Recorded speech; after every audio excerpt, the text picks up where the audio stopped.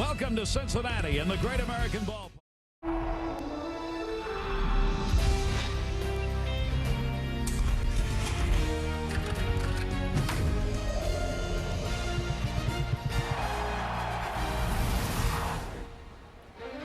It's a day game, and it's in Cincinnati, and it's presented by Fruit of the Loom. Welcome, everybody. This has been a four-game set. This is the concluding game as a result of the Reds having won 2 of the first 3. They have cut that Cardinal lead to 2.5, and they've increased their position in the wild card race as they are ahead by 1 game. Welcome, everybody. I'm Gary Thorne along with Steve Stone. First 3 games, 12 home runs by 11.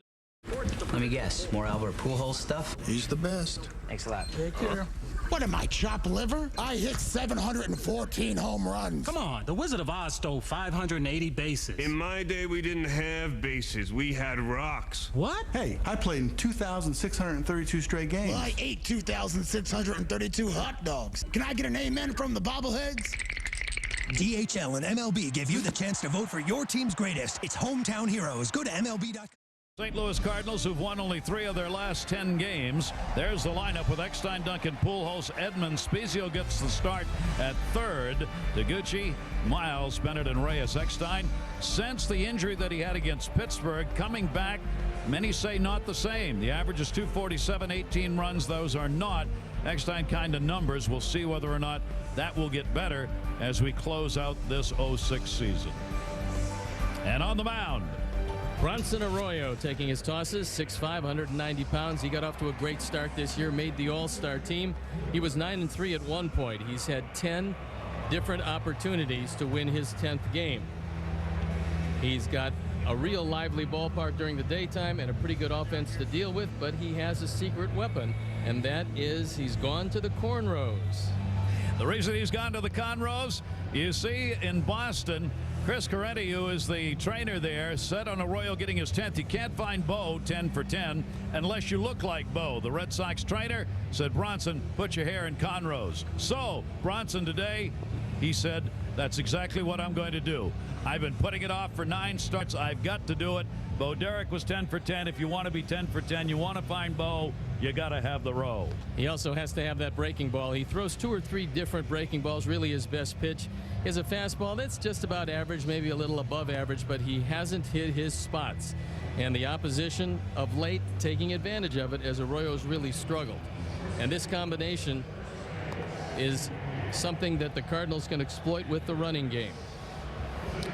You want to find Bo, you got to have Rowe. Holy cow. This is the new bandbox of Major League Baseball. More home runs hit here than anywhere else last year. There are going to be more home runs hit here this year than anywhere else, and a lot of those are hit by the Cincinnati Reds. Friel has been magnificent. He has had a couple of catches of late that are on the highlight reel forever. He is a get-down-dirty kind of ball player. And he's also a guy that you can play anywhere. And although he prefers center field, he told me that was his favorite position. We're going to see him in right field today, and he probably has the best and most accurate arm in the outfield. All right, we are ready to go. Can the Reds take 3 out of 4 against this St. Louis Cardinal ball club? David Eckstein will lead it off for the Cardinals, and an off-speed breaking ball is in for a strike. Another thing to bear in mind, left-handers have hit over 100 points higher than the right-handers against Arroyo. Bronson Arroyo, 257 opponents hit against him overall, and that one's going to be muscled out into left field for a base hit. So Eckstein, who has a terrible time game in and game out in his first at bat of any given game, this time delivers a base hit against Arroyo, and the Cardinals have the leadoff man on. Normally it's David Eckstein that makes this offense go, and a healthy David Eckstein is a tremendous weapon for them. He has not been playing well. We talked about the collision at second base, but he seems to be getting back on the right track. So Eckstein will create some problems on the base paths early in this game, hitting only .219 in his first plate appearance this year. So he outdid that one.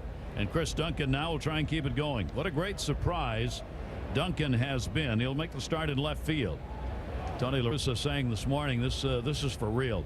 He said this guy's got a great idea of the strike zone, a tremendously controlled swing, and can take the ball to all fields. They've been just delighted with his play. And the Cardinals have worked with him on shortening that swing. At times it got a little too long. Now it's a lot shorter, and he can use left and left center field where he didn't do a whole lot of that before.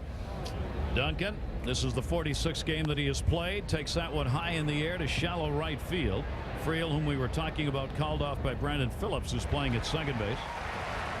Duncan is retired. Eckstein remains at first base with one away, with Albert Pujols coming up.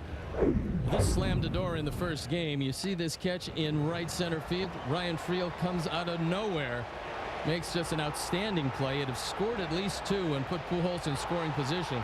As it was, that kept the game at 4-1. Cincinnati went on to win it. Yeah, that was just a tremendous catch. That's as good as they get. Well, you go talk to him, and I talked to him today. He's got scrapes all over his body, everywhere. He gets kidded royally by his teammates. Dunn and Griffey were all over him in the clubhouse this morning on Friel. Albert Pujols, 7th in the league in average, 34 home runs, 3rd behind Howard and Soriano. Also among the leaders in RBIs with 91. Ryan Howard with 102 leads the National League in runs batted in. The 91 for Albert Pujols puts him in 4th place in the National League. And Pujols has got to stay healthy. They need that bat in the lineup, obviously, and especially with Scott rolling out again. Roland's not playing third today. He had to leave with back spasms that took him out of the ball game yesterday. He's not playing today. Pujols Triple Crown rankings, there they are, 7, 3, and 5 in the batting average, home run, and RBI departments, making another run at the MVP award, which he of course won last season in the National League. And the off-speed pitch wanders outside. This is probably a good pitch to run if you're David Eckstein, because they've gotten Pujols out by bouncing the breaking ball in the dirt. Last night he was over anxious in a couple of at-bats. Arroyo might decide to try to go down there again. Ross has thrown out 5 of 17 against Arroyo. Base stealers 5 out of 7. This is going to be a double play. No! Bounces away as it hit Eckstein. He goes to second base. Phillips caught the line drive, had a great chance to convert it to a double play, but did not have an alley to throw the ball in. It's an error. Well, you think this is going to be a base hit. Then you see where Phillips lined up. The ball's right there, and he didn't get an angle on the throw back to first. As you see, he hits him right in the back. Eckstein winds up at second base. Well, let's see whether or not that proves to be a big break early in this ball game or not. Jim Edmonds will stand in with a runner on now at second base, and a break for the Cardinals. That should have been a double play in the inning over. Edmonds, who had the grand salami in the ball game last night in the first inning, and he takes that one foul outside of first. Well, you'd think that Edmonds would absolutely be perfect to hit against Arroyo, but he's 0 for 9 lifetime. And last night in the first inning, he reached out and put 4 up on the board. The Cardinals led 4-0. As we all know, David Ross came through with a late home run, a walk-off job in the 9th inning, and Cincinnati came back to beat him. That last night, that grand slam, his 6th career and his first one since April of 2004. Eckstein with a big lead off second. Jimmy Edmonds. Edmonds was almost in center field when he took that swing. And that's one of the reasons why he is 0 for 9 lifetime against Arroyo. Arroyo will use that curveball 2 or 3 different speeds. That was the soft floater. He had Edmonds well out in front of it. He was hitting on his back foot, but after he'd already gone on his front foot. And then you come back and drive him back a little bit. Arroyo leans him away after he had him leaning out over the plate. That's a good pitch right there. Certainly 0-2 it is, especially if you intend to go away with another one of those breaking balls. See if Edmonds continues to lean out and looks for one of those pitches away. Fastball is up high by Arroyo. And leaving the count up at 2 balls, 2 strikes, 2 down here in the first inning. Edmonds has a classic uppercut swing. He doesn't mind the ball away. He would prefer it up and away. That's the ball he hits out of the ballpark. Eckstein not being held, with Castro, the shortstop, playing pretty well behind him out there. 2-2 delivery to Edmonds, and that one just missed. Ross framed that one a little bit, so after getting ahead a couple of strikes, it's full. Well, he's going with 3 straight fastballs. This one he thought he had the inside corner, but I think that's a pretty good call by Alfonso Marquez. That one looked like it missed. So a 3-2 count. Edmonds only .235 with runners in scoring position this season. Not big numbers in that department. 3-2 delivery to him. Takes that one to the gap. That'll up that number. There's a big base hit. Dunn over to get it. An RBI single for Edmonds. And the Cardinals take advantage of the break they got when that ball hit Eckstein on what should have been a double play to end the inning. And now Edmonds gets rid of the 0 for against Arroyo. Now Edmonds is 1 for 10 against Arroyo. And this being a big one, he got the ball away. Amazingly enough, after 0-2, Arroyo went with 3 straight fastballs. That one wound up in left center. 64 RBIs on the season now for Edmonds, a big 2-out hit. Scott Spezio's got a 5-game hit streak for the Cardinals right now. He's one of the hottest hitters in the lineup. Spezio will get the start at third base today. There are the numbers that he has put up on the season. I asked Tony La Russa about Scott Rowland this morning, whether or not he thought he could even pinch hit, and he said maybe, but I don't want to use it. So we're not going to get that back better if Rowland is being used in a ball game. So Scott Rowland's availability only in an emergency today. Slider down low. And there's another factor. The Cardinals are going with 13 pitchers, and with Rowland iffy at best, it makes a very short bench for Tony La Russa. So don't look for a lot of changes. Pretty much what you see out there is the way it's going to be. Spezio 0 for 7 against Arroyo, so he'll try and get rid of the 0 for. Strike taken on the inside corner. There is Scott Rowland. The back spasms have come and gone in the course of this season. You cannot afford to have him out of the lineup for very long when you got a guy hitting .319, 16 homers, and 73 RBIs. So that's a big bat not in there for the Cardinals today. Spezio and a breaking ball. Almost handcuffed Ross, who hangs on to it, though, and it misses. And with all due respect to Spezio, who's taking over at third, he's not the gold glove performer that Scott Rowland is. So this hurts him. There are very few teams in baseball who can survive key injuries, big players, especially offensive players. The Cardinals can't. Breaking ball way out in front of it. Slower and slowest for Arroyo so far here in the first inning. He's got to do something to neutralize the left-handers. He knows by and large he gets the right-handers out. That's the reason why Miles is in there today. Spezio from this side. And Edmonds, who drove home the run. Spezio hitting .317 right-handed, .250 left-handed, and a fastball again misses down low. So early on here in this first inning, Arroyo's having trouble after he gets ahead of hitters. He's getting ahead as he went 0-2 on Edmonds, gave up a single on 3-2, got ahead of Spezio. Now here he goes again with 3-2. And you see how he started, and look what's happened lately. Talking with Tom Hume, the pitching coach, he said he's just continually missing his spots. Runner goes 3-2, and he walked him. What looked like it was going to be a relatively easy inning for Arroyo has become anything but that. As with a run in, a couple of singles and a walk, it will continue with 2 on and 2 down. So Taguchi will be coming up. Phillips still upset out there about that double play that wasn't made on that throw to first base that hit Eckstein, who has scored.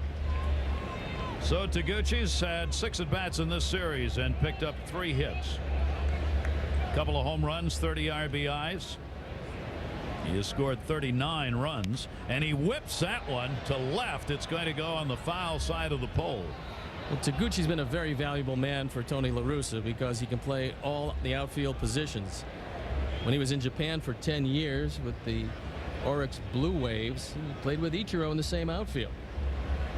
So he's a handy man because he can play any position interchangeably and usually gives you a pretty good at bat and very solid defense. Taguchi's making the start in right field today. His first start out there. He gets fooled by the Arroyo off-speed pitch, and again an 0-2 count. Now we'll see whether Arroyo can do something with it after getting ahead. He is a predominantly fly ball pitcher. That's tough in this park, you'd think, but he is 4-1 here in the home run land of Cincinnati with a 2.88 ERA in home games. We saw last night how lively this park can be, and it's livelier in the daytime. 12 home runs in 3 games so far. Jammed him, and he fouls that one back and will hold the count at 2 strikes. Taguchi battling, and the thing early in this game to remember as it goes along is how many pitches Arroyo is having to come up with to start the ball game. You don't want that. 25 already. They're trying to get out of it somewhere around that dozen to 15 pitch mark.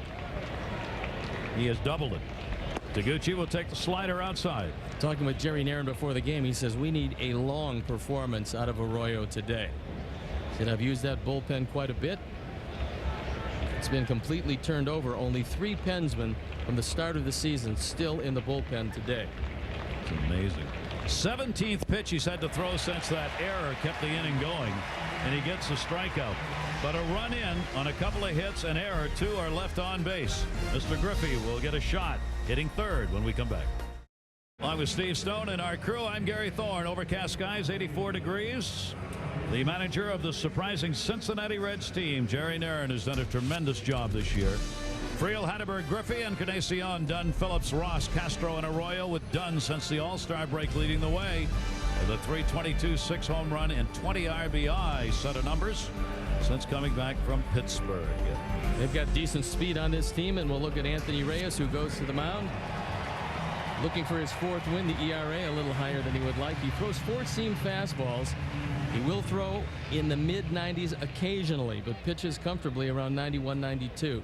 And it doesn't sink as much as they would like. 24-year-old on the fastball. Friel was looking for it and fouls it back. He has become one of the delights of Cincinnati as far as baseball is concerned. Friel plays the way a lot of fans love to see guys go out on the field and play. Dirty uniform. Just a lot of gutsy effort is given out there, and the fans have appreciated it. Well, for Reyes, he has to have a pretty deep outing because this bullpen for St. Louis has also been used and abused. That's why they're carrying 13 pitchers. Inside, for those of you who follow St. Louis, you may want to know Brad Thompson was recalled from AAA by the Cardinals yesterday to become that 13th pitcher. So Brad Thompson, right-hander in the bullpen.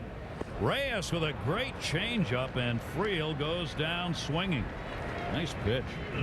That's actually his best pitch, the straight change. Let's take a look at the defense as they line up for the St. Louis Cardinals. You see Duncan, Edmonds, and Taguchi left to right. Spezio at third today, only made a couple of errors. Scott Rowland normally plays there with Eckstein, Miles, and Pujols. Gary Bennett behind the plate. Yadier Molina with the day off so far.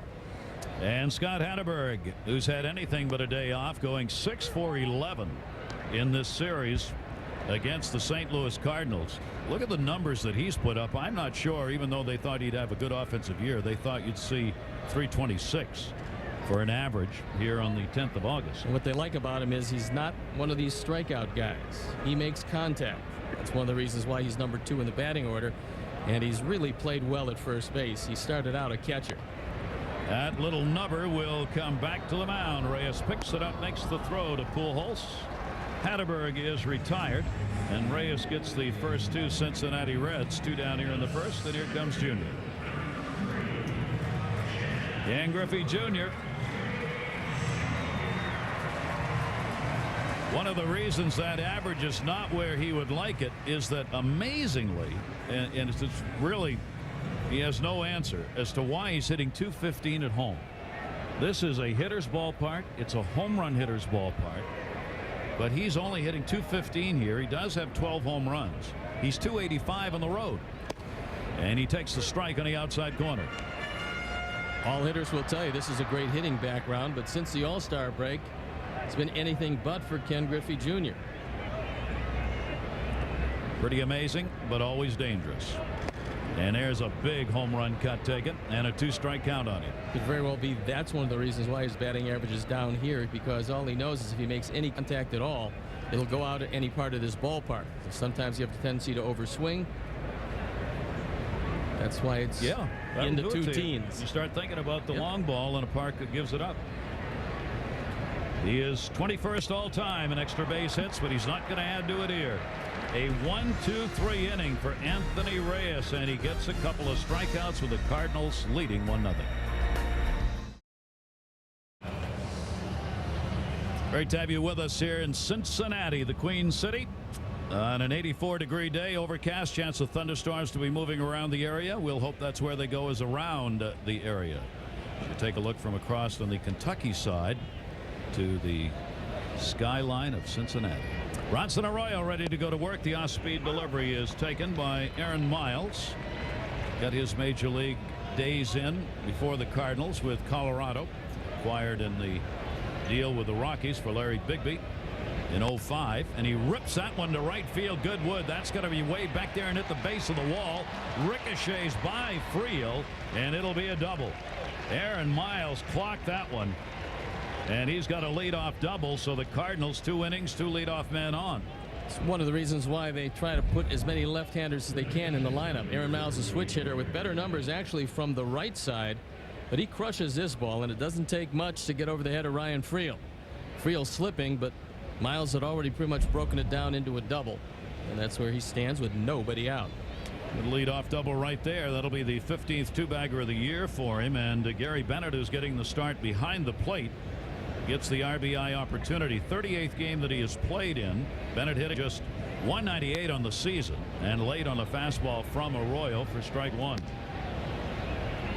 Molina getting the break as the starting catcher for the Cardinals today. Cardinals will be moving on to Pittsburgh, where they will take on the Pirates in a set, continuing their road trip.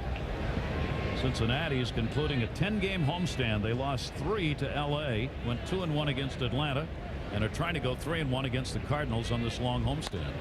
Another late swing outside of first. St. Louis isn't getting much from behind the plate offensively. Molina's hitting .217. Bennett's hitting .198.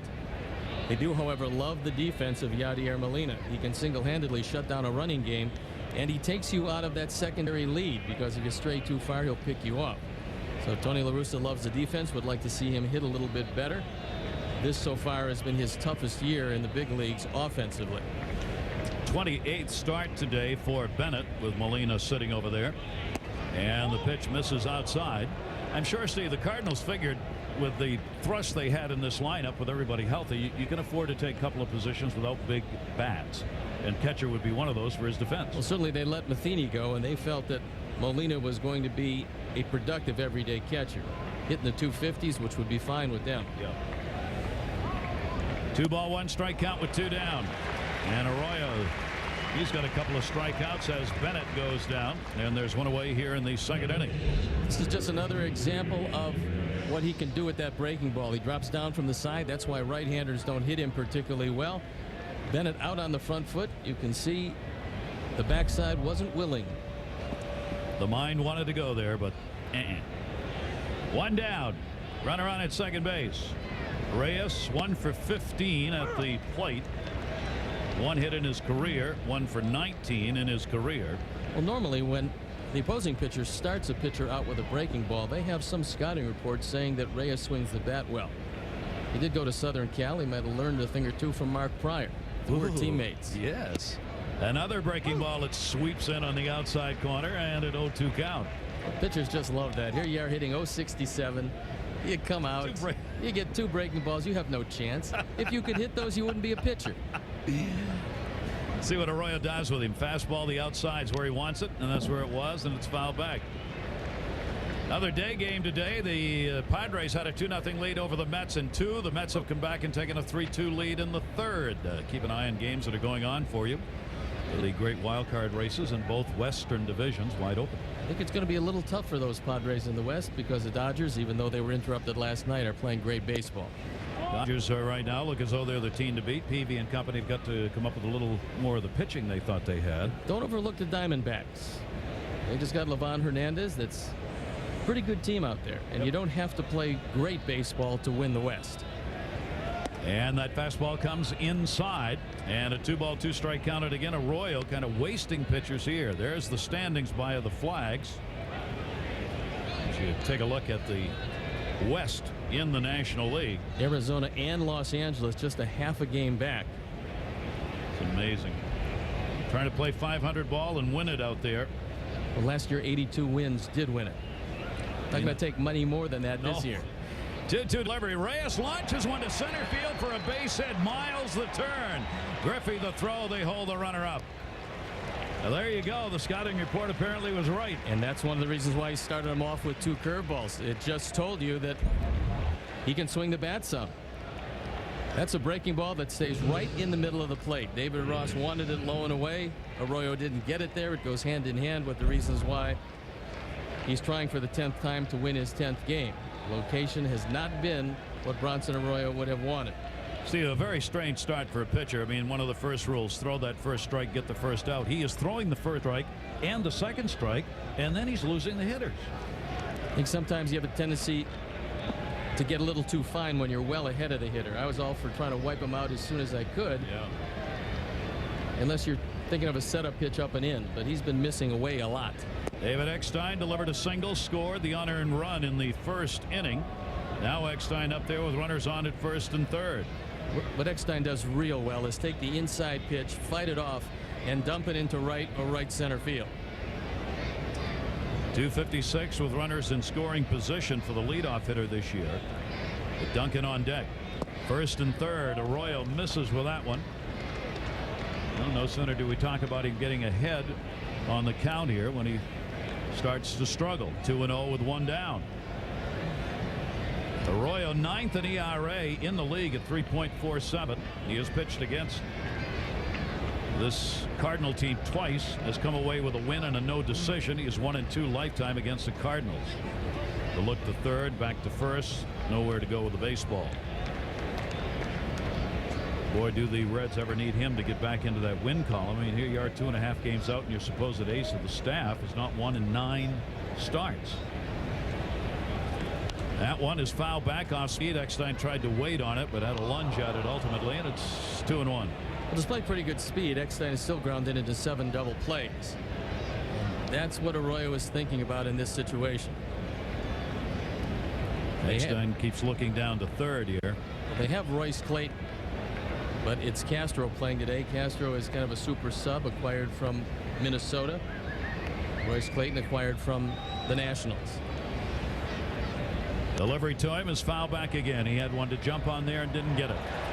He's looking fastball and got one, and a 2-ball 2-strike count on David Eckstein. Normally Eckstein one of the toughest men to strike out in all of baseball. This year no exception. 450 at bats. He's fanned 38 times. Going to put the ball in play someplace out there most of the time. Arroyo. Here's the 2-2 delivery to him, and he got him. Make that 39 times. And make that 3 strikeouts for Bronson Arroyo. One of the better pitches Arroyo has thrown today. This is just a fastball on the outside corner after seeing a steady diet of breaking balls. Just outguessed Eckstein. So he's got a chance to get out of this inning after the leadoff double by Miles. Moved over to third with one away, and the Reyes single. Still first and third. And here is Chris Duncan, who popped out his first time up. 5 for 10 with a home run in the first 3 games of this series. And Duncan takes it down low. A lot of people wonder why St. Louis wasn't busier. Walt Jocketty, a very good GM, but every time he called to make a trade with somebody, if it was a meaningful deal, it was Chris Duncan or Adam Wainwright, the 2 men they named, and they didn't want to get rid of either of them. Duncan too good a hitter, Wainwright too good a pitcher. Is going to be a starter for them, maybe sooner than later. Duncan with the RBI chance here. This is the one position he has struggled in, hitting only .219 with runners in scoring position. Hatterberg plays behind the runner at first with a left-hander hitter up there, and Arroyo misses down low with it.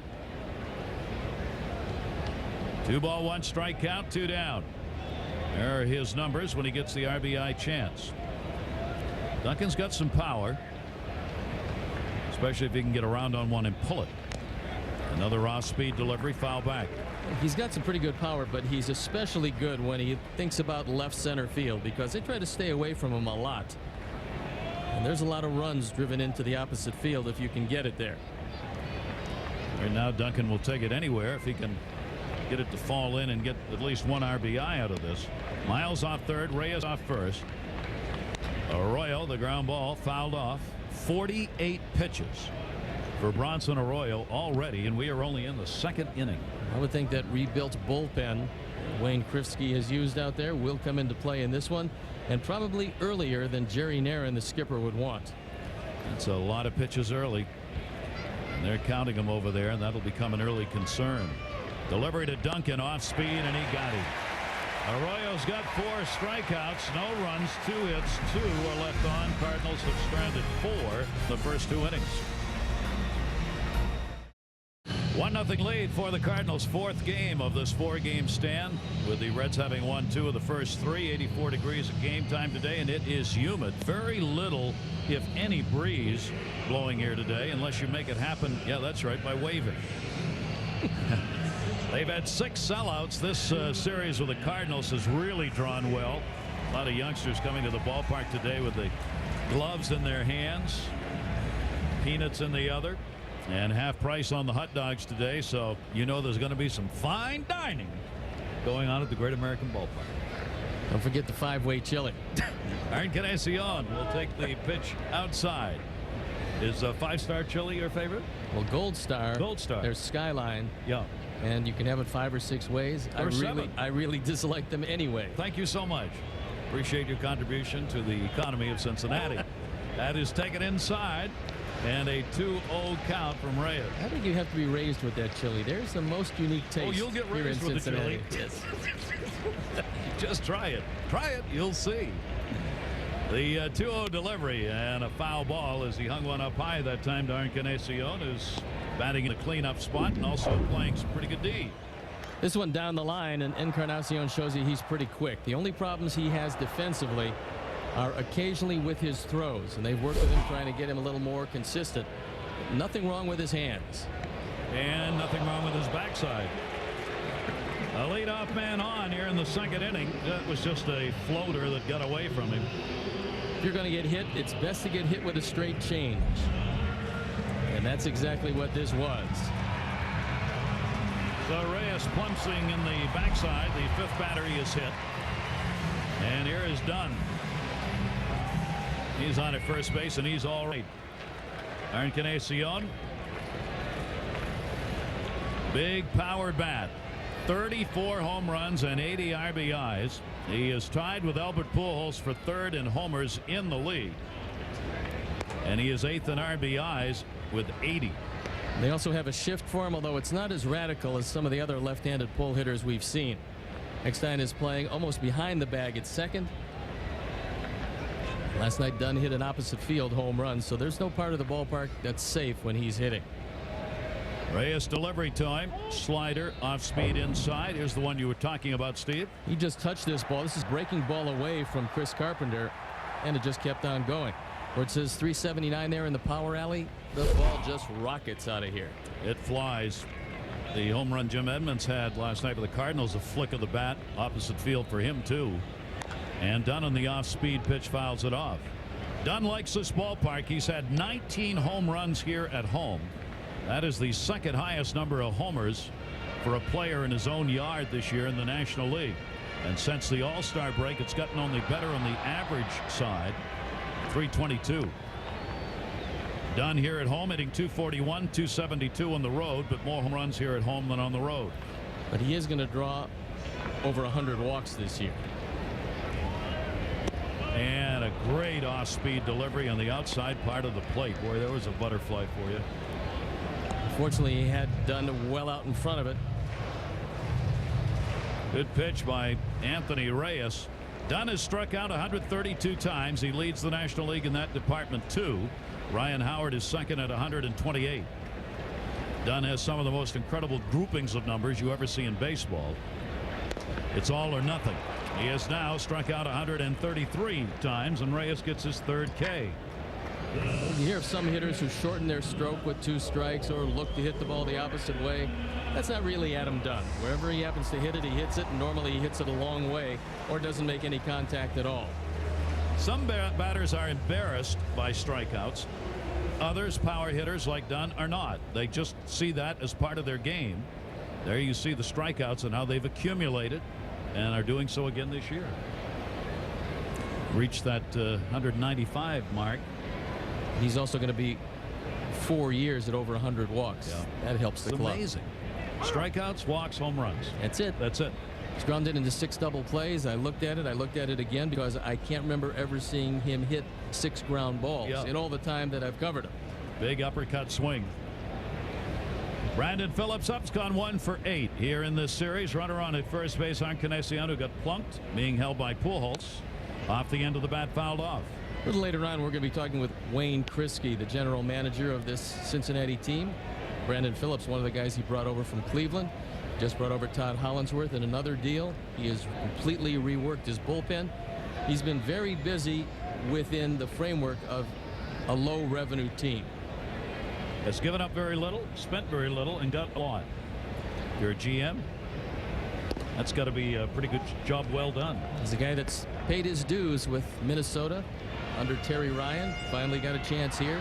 The second time he was interviewed, but for me, with all due respect to the GMs having good years, Wayne Krivsky would have to be the executive of the year because of what he's done with his Cincinnati team. Agreed on that. Runner fakes the go and he hits him. So Reyes has plunked 2 here in the inning, putting Encarnacion, who he hit first, down at second, and now Phillips to first. Tony La Russa can't be real happy with his inning.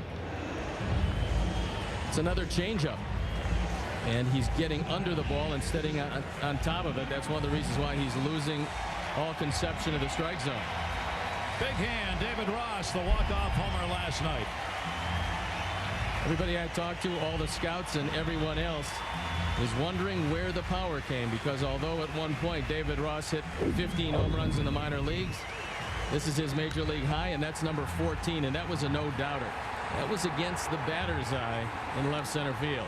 It was a bomb last night. Tony La Russa said today before the game, he said, this is not a fair ballpark. It's a home run hitter's yard. But he said that home run that won the ball game last night, that was fair. That would have been gone anywhere. Ross with 2 on and 1 down. 2 for 5 in the series with a homer, and getting a chance as a result to work back in behind the plate yet one more time for the Reds. And obviously all smiles today. He said last night the crowd, I mean, it just rattled the seats when he hit that home run. The fans did, with the noise level here. He said, I'm rounding the bases, couldn't hear a thing.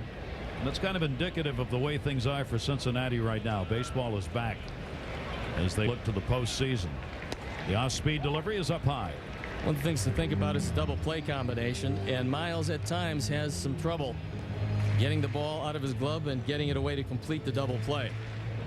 Eckstein very dependable at shortstop. Cardinals leading it by a score of 1-0, but tenuous here in the second inning. Ross waiting on it, and he pops that one up back behind the screen. That'll be out of play. And a 1-ball 2-strike count. I think one of the reasons why the Cardinals aren't pulling away in the last couple of years, they've just dominated the Central. 105-65 in 04 and 05. Not so this year. They're 3 under 500 against the Central. A much different season for a different team that has not had the numbers that they needed, especially in the pitching department. Another changeup. Boy, we are seeing both pitchers take advantage of the changeup here in the first 2 innings of this game. 4 strikeouts. You can see the arm angle the same as the fastball. Everything looked the same to the hitter. Ross thought it was a fastball, and the ball just dives out of sight. So if you stay ahead of hitters, you can use that very effectively. Well, we saw Arroyo get out of a jam in the second after a leadoff double. Now after a leadoff hit batter and another one with 2 down, a chance for Anthony Reyes to get out of this inning. Juan Castro, playing at shortstop today, comes up with 2 down and 2 on. Each pitcher now has had 4 strikeouts. Cincinnati has put only 1 ball in play, and that was Scott Hatterberg, the second batter in the first inning, who grounded out. And that only went to the mound. A look back at second base, there wasn't anyone within 100 feet of the bag. Just trying to keep Encarnacion from leaning towards third. 24-year-old right-hander for the Cardinals, watching that runner out there at second base. And a pretty good lead because the infielders are spread out in the middle. Breaking ball misses outside. This is his second trip around for Castro here in Cincinnati. When he was here last time, Hall of Fame broadcaster Marty Brenneman said he thought he was one of the best utility men in all of baseball. It's one of the reasons why Wayne Krivsky went and got him back from the Twins. He's back here and hitting over 300 in that Cincinnati uniform. Came here on June 15. Brandon Roberts going the other way. Comes in with a fastball this time, and a good one in the strike zone. 1 ball, 1 strike count. Castro will get some playing time. All these teams, even though they are in a race, have to try and keep their starters as fresh as you can in the dog days of baseball. And that means, especially in games like this, day game after a night game, you try and get some of the guys off the bench into the lineup. Put that one up high and pulled a little off that one as well. Well, talking to Tony La Russa before the game, that's one of the things he said about his pitching staff. He goes, all things being equal, we will protect our pitchers. That's why we're carrying 13 of them. With the back problems of Roland, he's working with maybe the shortest bench he's had in quite some time. He was joking about that. Tony said, well, less I have to worry about it. I can't screw things up too badly because I haven't got many changes I can make. 1-2. Here's the delivery, and it's up high, trying to get him to chase that one, and Castro stays off it. Castro's getting his first at bat in this series against the St. Louis Cardinals, making that start at shortstop. And he's got a chance for a big hit right here. 262 with runners in scoring position for Castro on the year. Slider that's bounced in the dirt. Good stop made by Gary Bennett. 3-2. And one of the things the Cardinals would love to see from Reyes is when you have a chance to put a hitter away, put him away. Because the pitches start to pile up, and before you know it, you're knocking at the door of 100. You're not through the 5th inning. Both these pitchers are having that problem today. Reyes 3 wins, 5 losses. Most of the season at the minors last year. 1-1 with the Cardinals. Made 1 start, appeared in 4 games last season. Runners at first and second are off, down to third, and that's a foul ball. Well, the Reds trying to take advantage here of the 3-2 count, 2 down. You get those runners going, get a base hit even, you got an opportunity maybe to score that runner who is Brandon Phillips from first base. Jerry Naren's done a nice job. He came here without as much as a promise of continued work. He recently has re-upped for a couple more years, so he's going to be around. He's done a great job managing this team. Especially if this team's able to move into the postseason via the division of the wild card. Again, the 3-2 runners go, and the bases are loaded. An inauspicious start for both of these starters insofar as the number of pitches they're having to throw, and La Russa clearly a little concerned about that. Now comes Bronson Arroyo. Arroyo can hit the long ball. In his Reds debut on April 5, he had his first career home run off Glendon Rush of the Cubs. He went 6 2/3 good innings. Glendon Rush does not want to see any more of Bronson Arroyo because on April 11, he did it again against him in the 3rd inning. 2 home runs, both off Rush. 6 RBIs. And a splendid 130 batting average. So when he's not hitting it out of the park, he's not doing a whole lot other than that. He's learning from Adam Dunn. He's taking Dunn lessons. All right, bases loaded, and the breaking ball is for a strike. Look where he's standing, Steve. He is way up in the front of that batter's box. So he thinks he's going to see some breaking balls. And he would be one of the first because he's going fastball straight change. Maybe he just wants to get a good running start on a top ground ball in the infield. Or a good running start back to the mound. And the pitch misses outside. Wow. 1 ball, 1 strike count, 2 down. Sacks are full. Reyes hit Encarnacion to start the inning. He hit Phillips with 2 down. And now Castro drawing the walk. Have loaded the bases for Bronson Arroyo. 1-1 delivery. Missed outside with it. 2-1.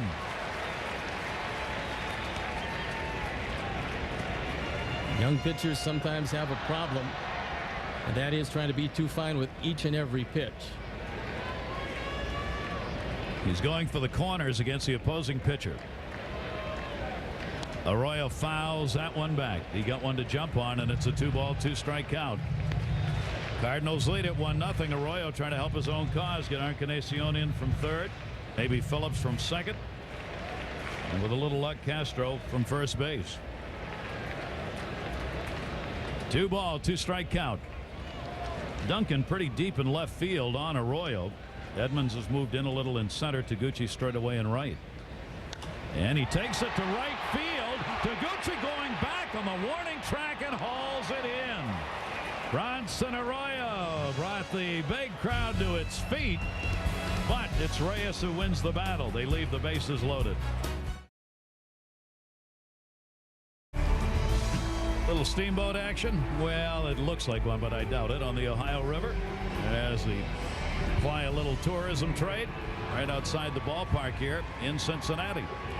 Great new ballpark and a beautiful view looking across to Kentucky. The Cardinals have a 1-0 lead. The RBI, Jim Edmonds got it, an RBI single that came in the first inning, an unearned run. And now we'll get Pujols, Edmonds, and Spezio coming to the plate against Bronson Arroyo. Pujols lined out his first time up. He's now 3 for 12 with a home run lifetime off the 29-year-old right-hander for the Reds. And the breaking ball is outside for ball 1. We know that Steve Stone is one of the all-time great race car drivers that we've ever had in this nation. If you've ever ridden with him back to Chicago. Sam Hornish Jr. is joining us here. Sam, you got to watch out for the guy on your right. A 2-time IndyCar Series champion and the 06 Indy 500 champion. Sam Hornish Jr. joining us here in the booth. Great to have you with us. How you doing? I'm doing pretty good. And you're wearing your Cincinnati shirt. Are you a fan of the Reds? Well, I am, actually, and it's pretty neat. They made me one with my name on the back of it, which is you never think that that's ever going to happen in your lifetime. Well, you win Indy and things like that happen. Pujols on the ground ball out, played by Aaron Canacion. Jimmy Edmonds will be coming up. Sam, it has been obviously a great year for you. Things have gone really well, huh? Yeah, everything's gone about as good or better than what you could have expected, and you know, to win Indy, everybody says, you know, what else are you going to do from there? Yeah, we want to go on and win the championship, but if we don't end up winning the championship, we can't be too disappointed. We won the biggest race that there is in the world, so we're pretty excited about that. And I just can't imagine. I don't know how much my life has changed. I would have never expected it to be this way, but I've had a lot of fun with it so far. You get a chance to see many games because, you know, when you're wearing the Reds, they're right in the middle of the race. The team is got a wild card shot. Actually, with as much stuff as I've been having to do extra. Jimmy Edmonds got a hold of that one way back in right field. Has it got enough legs on it? Yeah, goodbye home run. Friel went up and tried to haul that back in, but Jim Edmonds delivers the dinger, and the Cardinals now have a 2-0 lead. Edmonds has both of the runs batted in. 65 for the year. We told you left-handers have torched Arroyo. This is just a high fastball, and Edmonds doesn't hit it a long way but gets it just far enough. Friel gives it everything he's got. It comes up a touch short. 18 home runs on the season now for Jim Edmonds. The second of this series. He had gone 0 for 9 against Arroyo before today. Down to first base. Hatterberg will make the flip. Arroyo gets it. Spezio is retired. Sam, one of the you've got a big race coming up that we want to talk about here this weekend, yeah? Yeah, we're racing this weekend in Kentucky. Really just one of those places that I really love to go to. It was where I led my first laps in IndyCar competition. Basically after this race in 2000 was when I got my job to drive for Pennsylvania Panther Racing, which led me to the 2 championships, which led me to the 500 win with Roger. And I think that this place means a lot to me. It's still only about 3.5 hours away from home, so we have a whole lot of fans that get to make it down here for us, so we just really love this place. We're going to see you on ABC 3:30 for that race on Sunday. Sam, we wish you well. Great to see you, and thanks for dropping by. Well, thanks a lot for having me. All right. Sam Hornish, you'll be watching Immersion on ABC. The home run by Edmonds, and the Cardinals up 2-0. Have the 2-0 lead. Jim Edmonds, both RBIs. As we take a look to the postseason, we try to separate the contenders from the pretenders. And I think the Mets are going to be there, quite obviously running away in the East. You look at the Cardinals, a little tenuous, but I think they wound up winning the Central. As far as the Reds, Astros are concerned, they're going to be right there in the wild card hunt, along with those teams in the West. I don't think the Padres hold up personally. I think the Dodgers win that, but don't discount the Diamondbacks as far as the wild card is concerned. 4.5 games separating the National League West. 5 teams. I mean, that's just a heck of a race. I don't know. If I had to pick right now in that West, I don't know that I could. Could very well you'd have every team with the same record. Yeah. That could conceivably happen. I picked the Padres at the preseason because I thought their pitching would get it done for them, but it hasn't been what they thought it would be. But I'll tell you what, when you look at some of the youngsters, Stephen Drew playing for the Diamondbacks, Carlos Quentin, they just added Livan Hernandez. Brandon Webb's having a great year for them. It's hard to write that team off, and you got a resurgent Louis Gonzalez maybe playing for a contract. So the Diamondbacks have done a terrific job staying in the race. Ned Colletti has got the Dodgers as hot as they could be. They just added Greg Maddux. Big cut and a miss on that one as we're in the third inning. Ryan Friel struck out his first time up, 4 for 13 in the series. 297 now on the season. Cincinnati's had the chance, left the bases loaded in the second inning. They've had the leadoff man on one of the first two. Friel getting a chance. Friel can just get on. He's going to run against the combination of Reyes and Bennett. He can really raise some hackles out there from the Cardinals side. At first you got to get on base, and he's not going to do it that way. So he has now struck out both times to the plate. And there's one away. Sunday Night Baseball presented by Taco Bell. It'll be Sunday at 8 on ESPN. Bonds and the Giants take on the Dodgers. J.D. Drew and company, the Dodgers we were just talking about. It'll be Jason Schmidt 9-7 and Greg Maddux 10-11. The almost a no-hit if it hadn't been for the rain. Greg Maddux. That'll Sunday night on ESPN. Pretty good debut with the Dodgers. 6 hitless innings. And the fastball taken for a strike. Hatterberg grounded out his first time up. Scott Hatterberg is 6 for 12 against the Cardinals. One of the few guys in this lineup to actually make some contact. And now you see Reyes. I have a feeling Dave Duncan, the pitching coach of the Cardinals, probably had a discussion with Reyes. You see now fastball strikes being thrown early and not nibbling. Well, he also said with our bullpen the way it is, we can't afford you to leave this game early. So he's coming at hitters a little more here. Fastball misses up high. They put a little shift on here against Hatterberg as well. Left-handed hitter with the shortstop. There's Dave Duncan, the pitching coach. Eckstein's moved way over, almost behind second base. They give him the big hole between short and third. What they try to do is throw fastballs in under his hands, and with Reyes, you know, the straight changes there, and normally if Hatterberg makes contact with it, he's going to top it to the right side. The new look baseball, second baseman will play on the grass in right field against left-handed hitters. That one off the end of the bat the other way. Spezio will give chase, and it'll end up as a foul ball in the seats. That's part of the art of knowing how to defense the other team. The only question comes in when you have your meetings, can your pitcher execute the way that the defense is lined up? Tony La Russa, no one tries to execute on each pitch with positioning. No one more than he does as a manager. There's a great base hit. That pitch was where he wanted it. Got it away, maybe out of the strike zone, but Hatterberg was willing to take it and not try and pull it, and gets a base hit with one down. That's why in this lineup he's one of the toughest guys to strike out, because he'll do things like that. Now Junior gets a chance with a runner on. 22nd all-time on the RBI list. 21st on the extra base hit list. Cruising along with all those career home runs, added to with 23 so far on the season. And now Griffey with one down and one on. Strikeout victim his first time up. Will take the off-speed delivery down low and inside for a ball.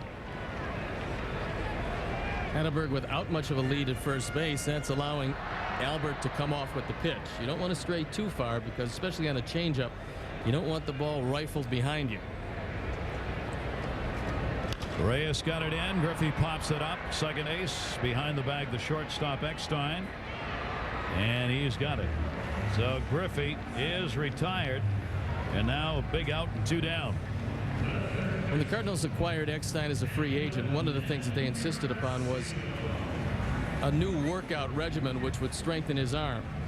And that's exactly what he's done. The Cardinals are happy he doesn't have the greatest arm at shortstop. It usually is just enough to get there ahead of the base runner. But it's gotten stronger the last couple of years, and that's because of what the Cardinals have put him through. Just in time, Eckstein. And that off-speed delivery's on the inside corner. Encarnacion got hit by a pitch his first time up. He has a 6-game hitting streak, going 9 for 19 during the streak that he's on, and raising that average up to 296. He was disabled with an ankle injury, but his manager Jerry Naron thinks he's got a chance to be a star. Waves at the floater. Still a very young man, and as you can see, they love to hit fastballs, but patience usually is a problem. It is tough, and made even more so by a park, as we said, that gives up so many homers. You want to go after these pitchers and try and drive the ball, and sometimes you just as a hitter, take your own timing away from yourself. 2 strikes. See where he puts it here. Outside part of the plate. Eckstein going back. Duncan coming in. Eckstein wants it and puts it away. No runs, 1 hit, no errors, and a base runner left on. 4 have been stranded on the banks of the Ohio by the Reds. The Cardinals lead it 2-0.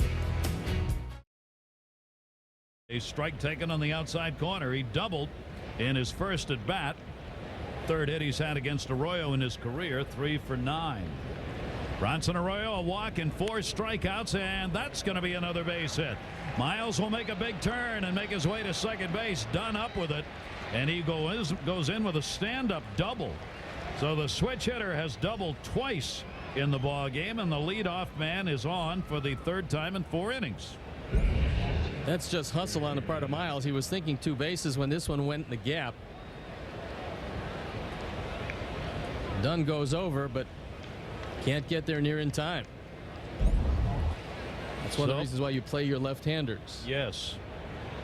The left-handers against Arroyo hit .302. The right-handers hit .210. You would call that a substantial difference. Gary Bennett, a strikeout victim, his first time up. Again, Arroyo having to work with that runner on at second base, as he did when Miles got the leadoff double in the 2nd inning. And that was a base hit by Reyes. They still didn't score. He wound up striking out the side and getting out unscathed. Living dangerously here is Arroyo. Gary Bennett, 28 start behind the plate. It's an RBI chance here, and another off-speed breaking ball. That thing moves about 3 or 4 feet and takes about 2 days to get to the plate. From Arroyo's standpoint, he wants you, if you are guessing, to guess curveball, but you can't guess the velocity because he throws 3 different velocities. Big sweeping pitch. Now look for a fastball, and there it is on the inside corner. Hitting is timing, and pitching is screwing up that timing. And right now both of these guys are doing that. And you would think that a guy who doesn't get all that many at bats would be very susceptible to another one of those low breaking balls out of the zone. You, as a Cy Young Award winner, would say that? I would think that that would be a good pitch right here. Okay. Set up outside, and he is gone. Ladies and gentlemen, we want to introduce you to the resident genius at ESPN when it comes to pitching. Calling all pitches at all times correctly, Steve Stahl. That wasn't a difficult call after the way that Bennett went after the breaking ball before. But certainly Arroyo is one of those guys that has to be perfect with his control. When he has been today, he's okay, but this hasn't been one of his better efforts, making his 10th try at his 10th win. That is amazing. Still got a runner on at second base. Whether or not they can get something going here. Runners in scoring position today for the Cardinals. 7 chances. They're 2 for 7, but they have had 5 strikeouts with runners in scoring position. Arroyo's got 5 strikeouts. Reyes trying to help his cause. Falls behind on a 2-strike count. Bottom part of the order has had the opportunity to try and do some damage today for the Cardinals and for Cincinnati, and they haven't been able to do it. That fastball is outside. 1 ball, 2-strike count. For the Cardinals, if they can come away with a victory here, what they do is keep Cincinnati exactly where they were when they came in and took 4 clicks off the schedule. Amazing Central Division, where a team leading the Cardinals have had a couple of 8-game losing streaks, and in those streaks didn't lose a game in the lead. That's impossible. Well, it's almost inconceivable that this Cardinal team that's won 205 games the last couple of years could have 2 8-game losing streaks in the same season. Pretty amazing. They had their first losing month since '03 when they had a losing month in June, and now having trouble getting the signs down, so Ross will go out and take a look with Arroyo. The problem has been for these teams gaining any ground that they haven't been very good. And you see the Cardinals able to maintain that 2.5, and then you get to the Astros. The team that's in 3rd place is 3 games under 500. To me, it's hard to write the Astros out. They got Backey back in the rotation, along with Clemens and Oswalt and Pettit. To me, that's a team, now that Lidge is throwing well again, that you have to contend with. They're going to probably be around the wild card before it's over. Yep. 2 strikeouts in a row after the Miles double. 6 strikeouts for Arroyo in the game. And now there are 2 down, and David Eckstein will come to the plate, the leadoff batter. who has struck out, singled, and scored a run. There will be a play at the plate if they keep Miles close at second base, even on a base hit, because the outfield playing shallow for Eckstein. They've got a shot at Miles. The sweep round will show you the defense. The best arm in the outfield, probably Friel in right field. Arroyo's career high in strikeouts is 12. He got it with the Red Sox. He's got 6 so far today. 2 down. Runner on at second base. And a strike on the inside corner with a fastball. So far, nobody paying much attention to Aaron Miles out at second. The closest guy to him is Brandon Phillips, and he's letting him take a huge lead. Phillips snuck in a little bit, but well after that pitch was on the way. The slider misses outside.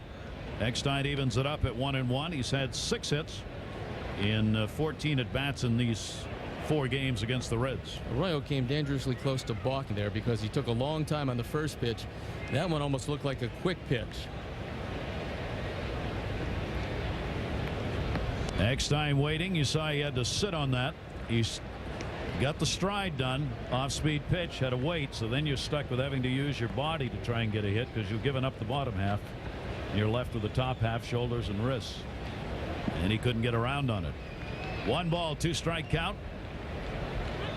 2 down. Miles extending that lead at second base, and Eckstein takes the heater away. 2-2. Well, that's where he got him the last time up in the second inning. After a steady diet of slow breaking balls, he threw a good fastball low and away in a perfect spot and fanned a very tough man to strike out. David Eckstein against Arroyo. Picked up 6 hits off him in his career and trying to get a 7th that could mean a run. Here's the 2-2 delivery by Arroyo. That one's up the middle, knocked down. Arroyo will pick it up, make the flip over to first. So a leadoff double goes nowhere. Miles again stranded. The Cardinals still with the 2-0 lead.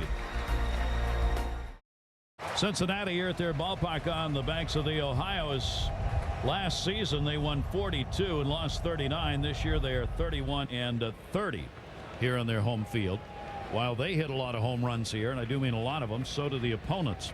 Here's a guy who can knock it out of the ballpark for the home club. Adam Dunn takes the off-speed delivery from Reyes. He struck out his first time up. There's only 2 Cardinals who had seen Reyes at all, so they're getting basically their first look at him. And usually second or third time through the order, you're going to get much better swings. Fastball that he went around on. Marquez, the home plate umpire, didn't ask for any help on that one. You can always throw face-high fastballs by an uppercut swinging power hitter. I mean, that's just where most pitchers like to go on Dunn. If he lays off it, there's where the walks come in. Reyes's delivery is down low. We were talking about it in his first at bat. It's going to be the 3rd season in which Dunn will have 100 RBIs, 100 walks, and 100 runs scored. And our own Joe Morgan, former Big Red Machine second baseman, is the only one to do that. Ooh, that barrel of the bat went into the dugout. It's a base hit.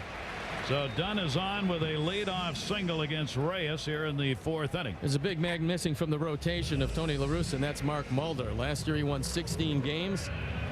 The big lefty is rehabbing. We don't know exactly when he's coming back. We do know that he's close. And they could use him back in the starting rotation. Although Mulder was struggling along with an ERA over 6, it was testament to the fact that he was going out there taking the ball and he wasn't 100%. The Cardinals, who relied on pitching in their big seasons they've had with Dave Duncan as their pitching coach, are this year 8th in ERA. The Reds are 11th. But the Reds have been able to get it done because of all the bats. The Cardinals are struggling to get it done with the bats right now. Mulder on that DL with a 6-5 mark and that pretty high ERA Steve was talking about, and opponents a 3.10 average against him. That too big. Well, we'll see how Mark Mulder does. Can't be relied on by the Cardinals at this time because they just don't know. They can hope, but that's all. Well, they're hoping that he's ready to go when Cincinnati comes back to St. Louis and they go at it again back the home of Tony La Russa. Cardinals 2 runs 6 hits. Cincinnati no runs 2 hits. A costly error in the first inning. One of the runs unearned for the Cardinals. Reyes' delivery to Brandon Phillips is a strike on the outside corner. Good pitch. Phillips has a lot of wiggle in that bat. At times with the Indians, they thought he was too free a swinger, strike out too many times, but coming over here, Jerry Narron said, I'm not going to promise you anything, but you will get a lot of playing time. If you earn that spot, you'll be playing every day, but you're going to have to earn it, and he's done just that. Acquired from the Indians for a player to be named later on April 7. Drives at center field. It's in the ballpark, though. Jim Edmonds will put it away. Brandon Phillips is retired. So Phillips out of there. Even though this ballpark surrenders homers, that's not the place you want to go for it. It's 404 to dead center. A lot of room when you get between the power alleys and dead center field. You want to try and get that ball between the foul lines and the power alleys here. That's where the home runs are hit. One down in the 4th inning. David Ross coming up. See the most home runs, 188. Toronto 175. And then you got the White Sox, Baltimore, and Philadelphia. Those are the parks that have surrendered the homers. And of course, a lot of that depending on the team playing there. And Cincinnati, they lead in home runs. They had 246 total home runs hit here last year, and they hit 126 of them. Seems a little strange not to see Coors Field on there, but what with the humidor and all? A little humidor can solve a lot of problems. Here's the 1-0 delivery. Last night's hero takes it down low. Strikeout victim his first time up. Major League Baseball has said they've gone out and looked at the balls being used at Coors Field and that they're okay, that they're not mushy. From a pitching standpoint, I agree with him. 3-1-0 games this year. In a ballpark where you never had shutouts or one-run ball games. Here's the 2-0 delivery, and he'll foul that one back. 2-ball, 1-strike count on Ross. David Ross has proven to be a pretty steady power hitter, a guy that you can't take for granted anymore, and he was never known as a guy that could consistently hit the ball out of the ballpark, but that's what he's been for the Reds this year. 2 game-winning homers. The one last night, acquired on the 21st of March from the Padres. Big lead at first base. Adam Dunn, if he could run, would have gone on that one. Well, normally he does run, doesn't run all that often, but runs when it really hurts you. And Reyes wasn't looking at him at all. He took about 5 steps over there at first base. Well, he's 5 for 5 in stolen bases. Again, he doesn't steal often, but he could have walked into second base that time. I think he's angry at himself for not going on that last pitch, and now the signal given by Tony La Russa or Duncan from the dugout to throw over. Because after he didn't go, he took his helmet off. You saw him over there with his head down, and La Russa saw him halfway down to second base. Either Duncan or La Russa will give the signs to the catcher to be relayed to Reyes. Short lead at first now, and he hit him. That is the 3rd hit batter, and every one of them's been on a changeup. Same thing, no release point on the straight change, and that's what's gotten Reyes into trouble. You look at the bottom part of the order. It's a straight change. It just kind of floats right there between the 2 and the 6. So 3 hit batters in the game for Reyes, who came in having plunked only 4 total in the year. He's almost reached his yearly total here today. And now again the Reds get the opportunity with 2 on. La Russa pacing. Tony knows if he doesn't win this game, the Reds are a scant game and a half back. When this game was originally scheduled, most people felt that the Cardinals would have it safely in hand and the Reds would be battling the Pirates for the basement. Thanks to Wayne Kriske and a lot of guys doing a great job with this Red organization, it hasn't worked out that way. They got 3 games coming up with Cincinnati and St. Louis next week. There's that big sweeping breaking ball we've seen. In for strike 1. Castro drew a walk. The only walk surrendered by Reyes his last time up. Castro hitting 8th. Arroyo on deck. Dunn is down at second base. Ross is on at first. 1 away. Cardinals have a 2-0 lead in the 4th inning. Cincinnati's won 2 of the first 3 in this 4-game stand. Last night it was an 8-7 win on the walk-off homer by David Ross. On Tuesday, a 10-3 win with 3 runs in the 7th and in the 8th inning by the Reds. Monday the Cardinals had it their way as they won it 13-1. Yeah, those are the scores of the 3 previous games. 1-1 delivery. He leaped out at it and fouls it back. This has been a home run series. That first game, 5 runs in the first inning for the Cardinals. Then Tuesday, Friel 3 for 4, 3 runs. And then the walk-off by Ross off Jason Isringhausen, the Cardinal closer, in the ball game last night. And in the game last night, the Cardinals got off to a 4-0 lead with that grand slam in the first inning, and the Reds just kept on coming back. And they're going to have to come back here in this one. 1 ball, 2 strike count. Runners off first and second base. Castro takes a fastball. It bounced off Bennett, bounced off Castro, and bounced into Mother Earth. Well, sometimes you have to let a little air out of the glove, and I think that Bennett got crossed up. He was looking for anything but that fastball. He's fortunate to get the glove up. Looks like it also deflected off. Might have got a piece of the umpire and Castro both. It's Castro right in the helmet. Here's the signs. I expect when I put it down like this to get this pitch. See, it's 1, 2, and 3. Now he's turning back to home plate umpire Marquez and going, "What the heck was that?" Marquez going, "Thank you very much for at least having hit your glove. Otherwise, it would have hit me right in the face." All right, 2 ball, 2 strike count. Reyes has walked 1, struck out 5, hit 3. That one is going to be high in the air to right. Taguchi is under it, makes the catch. Dunn tags. He thought it was a third out, and it wasn't. And Dunn goes to third, and Taguchi commits a mental no-no.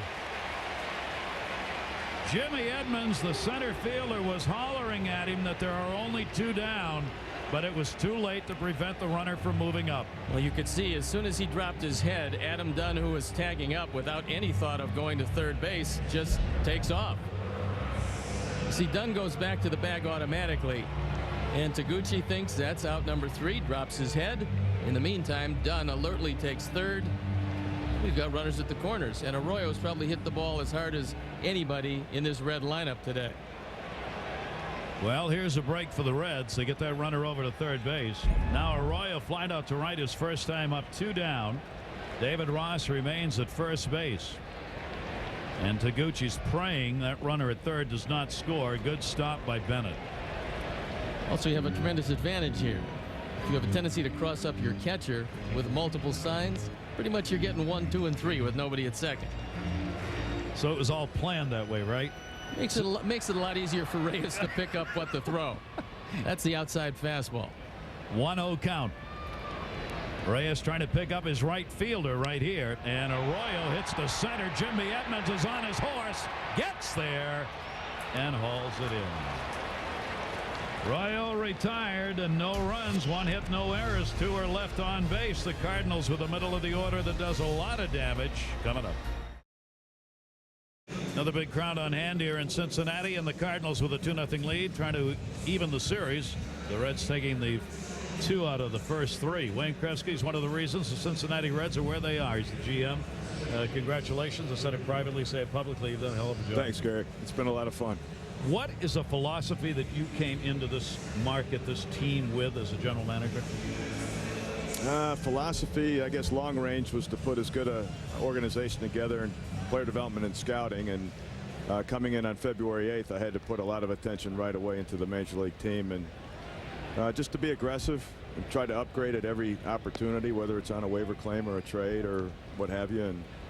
And so far so good, but there's still a lot of work to do. Tom Allensworth is here today, and he is active. But how in the world did you turn over almost the entire bullpen and get 3 lefties when just about everybody in baseball is looking for lefties? I guess, Steve, it's just we just had matches with other teams, and I don't know. It's just one of those things where we had players that other people wanted, and I was aggressive. I did. You know, with Kearns and Lopez, those were 2 guys that other teams liked as well. But in Washington, they were able to help our bullpen with 2 people, and Cormier and Loesch are other people our scouts liked. So he got a hold of that one deep to right field at his way back, and goodbye home run for Chris Duncan. The rookie outfielder for the St. Louis Cardinals delivers their 2nd home run of the ball game, and they extend their lead to 3-0. We always get the GM of the other team in when home runs like that are hit. Time for me to leave. I'm sorry. First we have to ask you about the Majeski trade as part of the deal with. I was afraid that might be a segue with for the you, Nationals, but we know that he had a sore arm. He said that he's had it for some time. As a general manager, is it a buyer beware situation, or what exactly do you do? Well, there's some of that, Steve, without a doubt. There's only certain things you can scout, but then the rest of it, you hope you're being dealt with on the up and up, and it's not a real popular topic with me right now, as you can tell. Well, I know you have to be circumspect about it, but he was a very valuable member of the Nationals, a pretty good guy out of their bullpen, especially when he was feeling pretty good. And you can see by that ERA that there was something plaguing him over here, because 12.54. Well, he's had a lot of appearances, Yes. as you know, Steve, the last couple of years, and obviously that enters into the equation. But I'd tell you, I'm just so thankful it's nothing structural. And with a tired arm, you can give him some rest. Back to the positive side of this, could you have imagined, as we move into the second week of August, that you would be sitting here 2.5 games in back of the St. Louis Cardinals and controlling for the moment the wild card? If you'd asked me that in spring training, I'd be lying to you if I thought that would be the case. But I think we've really earned our record. Our players have really done a tremendous job, as has the coaching staff. And it's a little watered down National League. The American League just really took it to us in the interleague, and that's why you see so many teams around 500. Albert Pujols gets the base hit and fell down. That was the ewing and awing as he tried to take a big turn and go to second base. The ball bounced away from Phillips on the throw in from the outfield, or they might have had Pujols at first base. But Phillips had that one skip by him, and so Pujols was able to get back. This has been a strange game. A lot of just little things that have happened in this ball game that have made a difference. Jimmy Edmonds already had a home run, 2 RBIs. Runner on at first base. Edmonds on the off-speed delivery that time. Here's the homer that he got in the third. I will say this, Steve. We won 22 games in spring training, and I think the feeling was we were better than where the prognosticators were picking us. I've talked to some of your players too, Wayne, and they said that when the front office and ownership makes a commitment to go out and add consistently to a team, whatever needs come around, you can't help but pick them up. And I think your whole team feels that way, and the commitment that Bob Castellini, the owner, and you have made, gone out and filling the holes as you can. I know, like everybody else, you have a budget. It's not all that high, but you've done a remarkable job going out and doing it the way you've done it. Well, absolutely. Ownership had made the statement from day one at their first press conference. If we were in the hunt at the trading deadline, they would ante up and improve the payroll and do what was necessary to stay in contention and get to the postseason, and they backed up those words. Are you ready now to stay with what you've got here to see this season through? Would I be comfortable, or barring injury or anything like that? I like the team as it is right now. I sure do. But you'll be looking. Always looking, whether it's now or November or January, February. I think every general manager owes it to his team to act in that manner. So, but based on where we are right now, I like our team. Runner on at first base, Jimmy Edmonds. Run already in. We wish Steve Phillips was here. Absolutely. Who joins us for many of our day games. Because, he dispassionately evaluates each and every trade on its merits without any bias. And any trade come to mind? The one trade that he mentioned that was the worst trade in the last 10 years. Did that involve you? I think it did. And my scouting fraternity have come to my defense. They have not said a lot of nice things to say about Steve Phillips, but he and I had a good laugh about it the next day. It was I had to call him. It's helped make your ball club. I mean, well, and of course we know Steve is a wonderful evaluator, which is one of the reasons he's not a GM any longer. Steve and I are good friends, and we remain good friends. I just wish he was here so I wouldn't have to take these shots behind his back. We do too, but then again, we do it. Yeah, we do it because he's not here. We pretty much like to think of him as the Colonel Sanders of former general managers. But, he's got a full head of gray hair, and I noticed yours is still dark. Mine's thin. I can't have any cornrows in this thing. Come to work. You could have one row. Yeah, one cornrow. Yeah. Yeah, we were talking about that today. That's what my cohort said. As a Cy Young Award winner, he thought cornrows right help, but he only had enough hair for one. Just cornrow. That's all I could do. A cornrow. Arroyo has a cornrow going out there right now as he vies for that 10th win. It is foul back. Spezio's had a walk, grounded out. You saw Edmonds strike out. Pujols still at first base now with one away. I want to know, is Steve backed off on that? Like the worst trade in the last 5 years, maybe, or which way? Where is he at on that? It looked like he might be. I don't think he's moderating a little. Has he? I don't think so. We haven't talked much about that. No. I think maybe he's. That's fine with me. You'll expand it maybe 12 years. I don't think it could be 12 years. Now, there were a lot of bad trades in the last 10. I think he's in hiding, actually, if you really want to know what's going on. Witness protection program. Yeah, witness protection program. Can we wait 2 years and maybe if it is the worst, I'll fess up? Let's wait a couple years. Well, How's that? a lot of people really like Bill Bray, a left-hander out of your bullpen. And again, finding left-handers out of the bullpen is a very difficult thing to do. And you've been able to do it. Eddie Guardado's another guy that gave you somebody at the end. That one drilled deep to right field, way back, and goodbye home run into the bullpen. Mercy.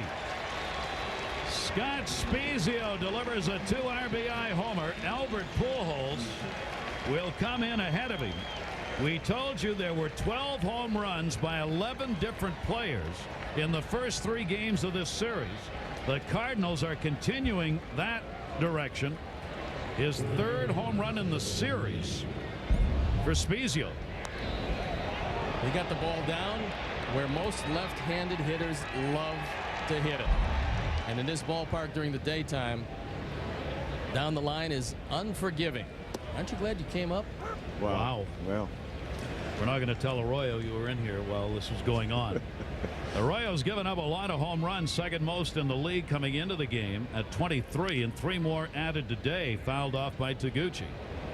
How about Todd Hollinsworth, the latest acquisition? Why? He's here today. Yeah, Gary, we've been kind of looking for a left-handed bat off the bench.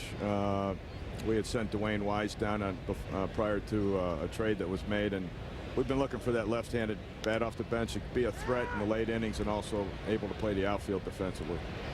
This one will be handled by Friel in right field. Taguchi is retired, 2 down. He's comfortable in the National League. He's been a pinch hitter. He's got a lot of experience, and we claimed him on waivers, and we were able to work something out with Cleveland. Well, you've made a lot of deals with Cleveland. It's worked out for your team exceptionally well, and we'll see down the road how it works out for the Indians. You certainly paid a wonderful apprenticeship. You spend a lot of time in an organization that has developed some great players. And that, of course, the Minnesota Twins and Terry Ryan. Getting an opportunity here, how exciting was it for you to go to your first spring training knowing that you were the boss and you could determine what the team looked like? Well, the good part was we were on the west coast of Florida, and I could still see Terry once in a while. That great mentor, tremendous guy, well respected as much as anyone in the game, tremendous evaluator. I learned so much from him, and I can't say enough about it. And it's nice to have those contacts, isn't it? That one taken out to right field. Friel, look out. You'll be called off. Griffey's got it. Wayne, always great to see you. We wish you continued good luck on the season. Thanks for coming by. Okay, Gary. Thank you. I appreciate it. Wayne Kresge, who is the GM of the Cincinnati Reds. The big homers continue. Spiezio, a 2 RBI shot. It is 5-0.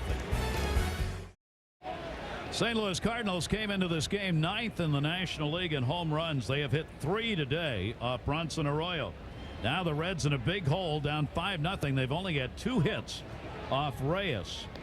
A single by Hatterberg in the 3rd inning and a leadoff single by Dunn in the 4th. That's it. Yet Reyes has been anything but overpowering. Ryan Friel, couple of strikeouts. You say that, but I guess if a guy's got a shutout going, giving up only 2 hits, he's overpowered. Well, if you don't get Friel in this situation, you open the door to some Cincinnati scoring because you're going to start facing the heart of the order. And he didn't. The second walk he has surrendered, and it is a leadoff walk here in the 5th inning. And this will be the 3rd time out of 5 that the leadoff man has been on for the Reds. And with Barry Weinberg, the trainer, going out, they want to take a look. There might be something wrong with Reyes. Could be a blister problem, but this is never a good sign, especially with the problems that St. Louis has had with their starting rotation. Reyes obviously had said something to the trainer, Barry Weinberg, or to Tony La Russa, because they were ready to jump out there. Dave Duncan, the pitching coach, remains back looking. Reyes coming off a win over Milwaukee 4-3 in his last outing, and he worked 5 innings. There are the numbers for today. Well, they're still meeting at the mound, and it looks like the bullpen is starting to work for St. Louis. So there's some sort of discomfort for Reyes, but not enough apparently to leave the game at this point. All right, 24-year-old right-hander is making his 11th start for the Cardinals. Will continue on for the moment. Scott Hatteberg, 1 for 2, has picked up a single. La Russa will keep a sharp eye on what's going on the mound. You had Hatteberg, then Griffey, then the cleanup batter on Encarnacion up for the Reds as they try and make yet another stirring comeback. They have made a season of that so far. This is a ball club you do not count out when they get behind. The victory last night was the 7th time they've won a game after they trailed by at least 4 runs. It is the most such comebacks in the National League this year. And it was the 19th time that the Reds scored the winning run in their final at bat. That too is the highest total in last at bat wins in the majors. Pretty good comeback team, especially in this ballpark. Hatteberg had the single his last time up. Friel leaning towards second, not running. That one taken to right center field. Jim Edmonds over. He's got it lined up and puts it away. 1 away. Hatteberg retired. Well, normally you'd have to worry about Friel stealing. He's their most prolific base stealer with 24. 5 runs down, however, and the heart of the order coming up. I'm not sure they want to take a chance. Well, fans hoping for the long ball here from Griffey, who has struck out and popped out. He's got a runner on at first base and 1 away. They need base runners, but at this point of the ball game, you get your big bats up there, you won't mind getting the runs on one swing of the bat. It's amazing Cincinnati is 2.5 games out when here in the month of August as a team they're hitting .242 coming into this game. That's not very much, but the home runs have delivered the W's for him. Friel is making Reyes sit for a long time. Well, that's one of the reasons, and another is what Wayne Kriske has done with that bullpen. That bullpen used to be a tremendous liability for Cincinnati, and now it's become one of their strengths. They have needed it. ERA is 11th in the league. Both they and the Cardinals have won their games with the bats and not the pitching. Griffey out in front of it. Pujols, there's one. Relay, Eckstein to first, and a double play.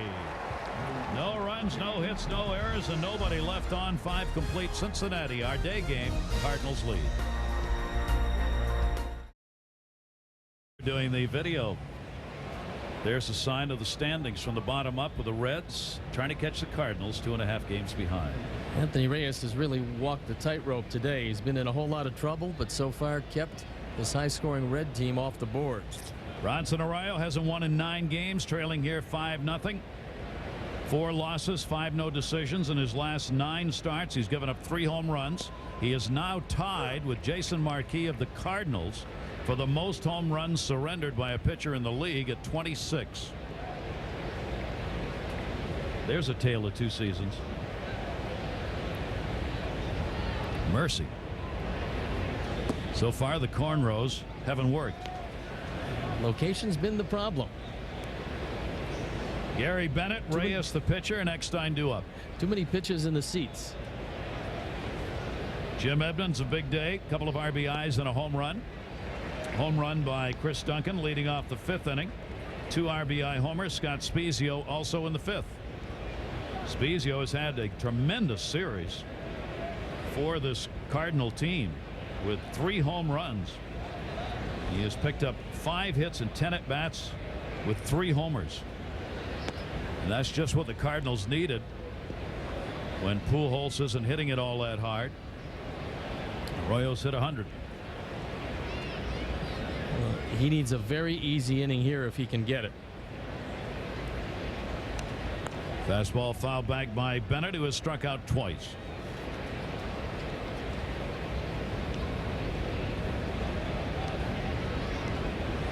Crowd has really been tempered here today. These Reds fans exploding last night with that walk-off homer. But this big house today has not had much to cheer about, with a couple of singles. 6 have been left on base. 2nd inning, they left them loaded without a hit. A couple of hit batters and a walk. And Bennett is gone. 3rd time he has struck out. 8 strikeouts for Arroyo.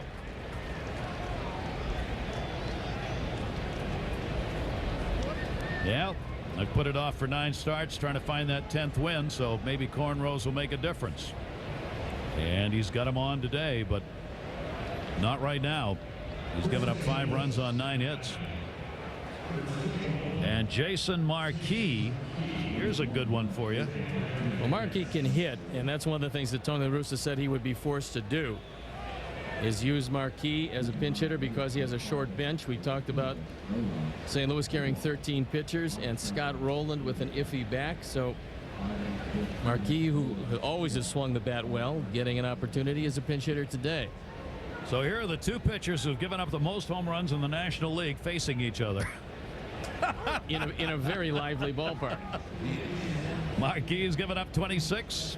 So has Arroyo. There's Scott Rowland, who's out of the ball game for the back spasms that took him out yesterday and not available today, according to Tony La Russa before the game. Said he doesn't want to hit him unless it was an absolute emergency. So now Marquis, with 1 down, gets a chance to pinch hit. Arroyo's delivery to him, and wouldn't you know it, ground ball to first. Hatterberg makes a play over to Arroyo to get the out. 2 down. Nice play by Scott Hatterberg. Soft breaking ball. Pulled to first, and Hatterberg, a converted catcher, doing a nice job of it, as was Arroyo, getting over there in plenty of time. 2 down, nobody on. David Eckstein coming up. He has singled, scored a run, struck out, and grounded out. Cardinals last year as a road team were as good as they were at home. They won 50 both home and on the road. This season they are 1 game under 500 on the road. That has been a big difference for this club. Eckstein takes that to Dunn, and that's going to do it. So Arroyo retires the side in order. Reyes is out of the ball game. Cardinals go to the pen. The Cardinals with a 5-0 lead. If they win this game, it'll be a 2-2 4-game series, and they'll turn to their long inning reliever Adam Wainwright. And when you turn to him, you look up. 6'7", 205 pounds. See the ERA at 2.48. This is going to be one of their starters of the future, but right now working out of the pen and on for the 45th time. And the pitch is taken down low as Edwin Encarnacion, the cleanup batter, who's been hit by a pitch and popped out, will stand in. And a breaking ball by Wainwright misses. Reyes out of there. 5 innings, no runs, 2 hits, 2 walks, 5 strikeouts and 3 hit batters, and Wainwright on. How's that for that's a modern day line right there. You got a guy pitching a 2-hit shutout, and he comes out of the ball game in the 5th inning with a 5-0 lead. I think there was something wrong with him. Otherwise, we didn't see Barry Weinberg going out to talk with him. Because even though he threw a lot of pitches and was struggling along, he was getting along. But I know there's no way that they wanted to go to the bullpen this early, because now you've got to cover 12 outs. Adam Wainwright out of Georgia, Brunswick, Georgia, formerly with the Atlanta Brave organization. That one off the fist, left center field, no man's land. Edmonds dives, can't get it. Good backup by Duncan. And Encarnacion is on with a leadoff single here in the 6th inning. Great effort by Edmonds, and a very good job of sliding behind him by Chris Duncan. Edmonds came on to try to make this play and took the full out dive, just couldn't get there. Good play by Duncan to be right behind him. Otherwise it's a 2-base hit. Yep. And now you've got the double play still in order for a guy who begrudgingly hits ground balls. Adam Dunn, he has had a single and has struck out. Only the 3rd hit for the Cincinnati Reds today, and the fastball is up high. Wainwright could really make a world of difference for the Cardinals in the run for the postseason, because not many teams have guys who are legitimate starters working in middle relief. He is a legitimate starter who could give them some innings in the final 2 months, and he can be a workhorse, and they may need that. 1-0 count. Off-speed pitch, fouled off, bounced off the ground, and then up into the leg of Dunn. Reds trying for a comeback win here after the walk-off home run to take a 2-1 series lead last night Jerry Naren's ball club, it would be a real come down not to be able to come away with that big third win of the series here today. They've got a 5-run deficit to overcome. Wainwright off-speed pitch will miss on that one. 2-1. This is a big trade that brought Wainwright to St. Louis. He was acquired from the Braves with pitchers Ray King and Jason Marquis in exchange for J.D. Drew and Eli Marrero. Marrero just designated for assignment. They believe Wainwright is going to move right into that rotation comfortably next year. Here's the 2-1 delivery, and that is a strike at the knees. 2 balls, 2 strikes. No argument from Dunn on that one. Dunn, you know, is looking long ball here. Would like to get around to be able to pull it. 34 home runs, 80 RBIs, 82 walks, and 133 strikeouts. What a series of numbers. 2-2 delivery. Wainwright trying to break off a pitch that time, and that just hung, but fortunately for him, it was outside. That shows you the patience of Adam Dunn. That's one of the reasons why he walks as much as he does.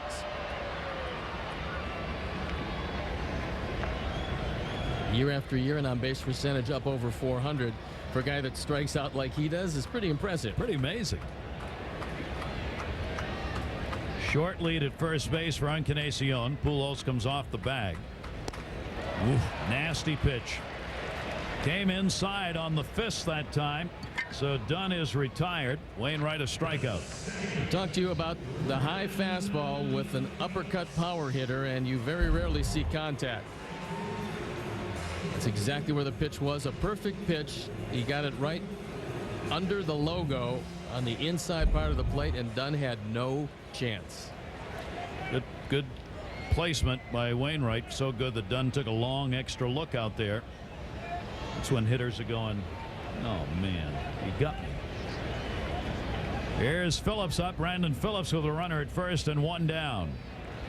And he'll take the breaking ball outside. Slider away. 5 runs, 9 hits for a Cardinal team looking for their 62nd win of the year. And La Russa would love to get that road record back to 500. Can do it with a victory here. Then they move on to Pittsburgh.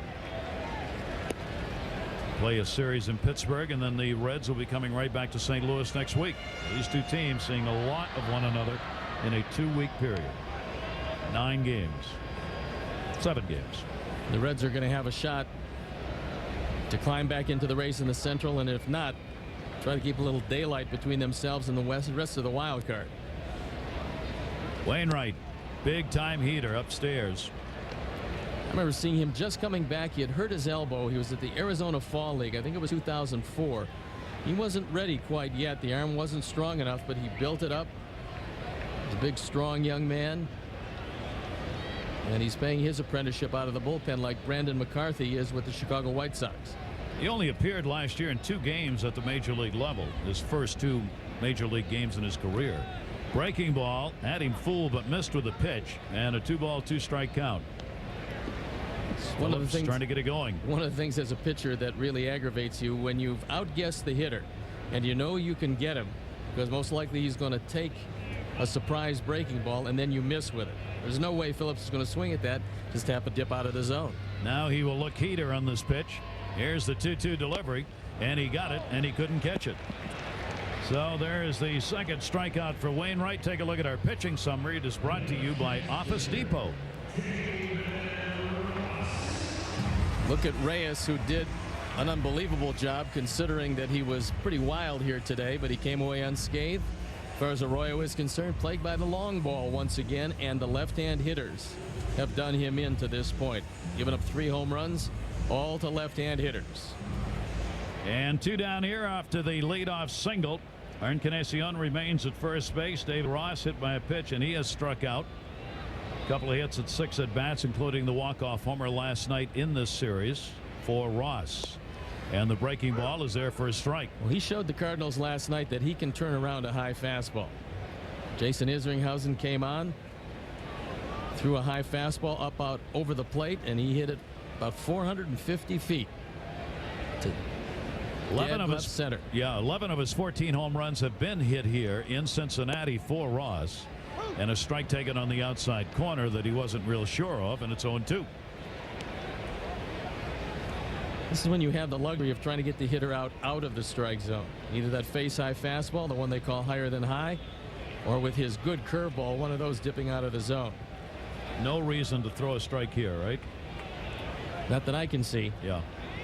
See if he'll chase that up way outside. And he got him. So he strikes out the side after the leadoff single. Another runner left on. Pujols will get it at bat. Cardinals lead it 5-0. Great to have you with us here in Cincinnati. Gary Thorne, Steve Stone, and our cast for the day game.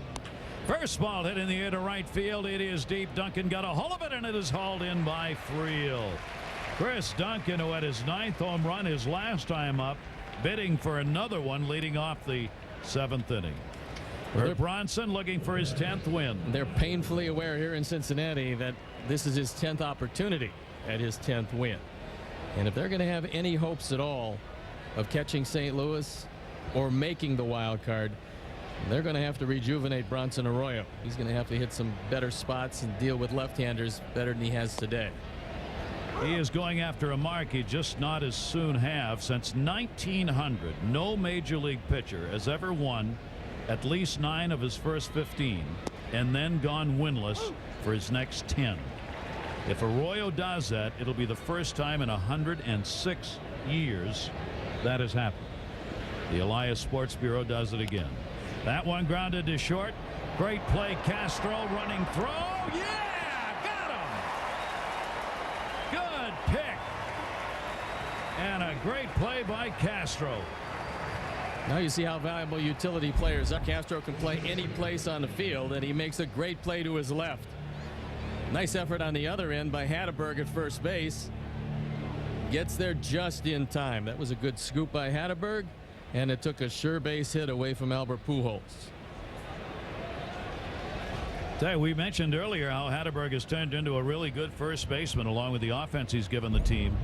And you see the kind of plays that help an infield out and reduce errors. And Hatteberg won right there, and quickly there are 2 down. Arroyo now retired the side in order in the 6th inning, trying to do it here in the 7th. Jimmy Edmonds, a home run, his 18th in the 3rd. RBI single in the first, 2 for 3.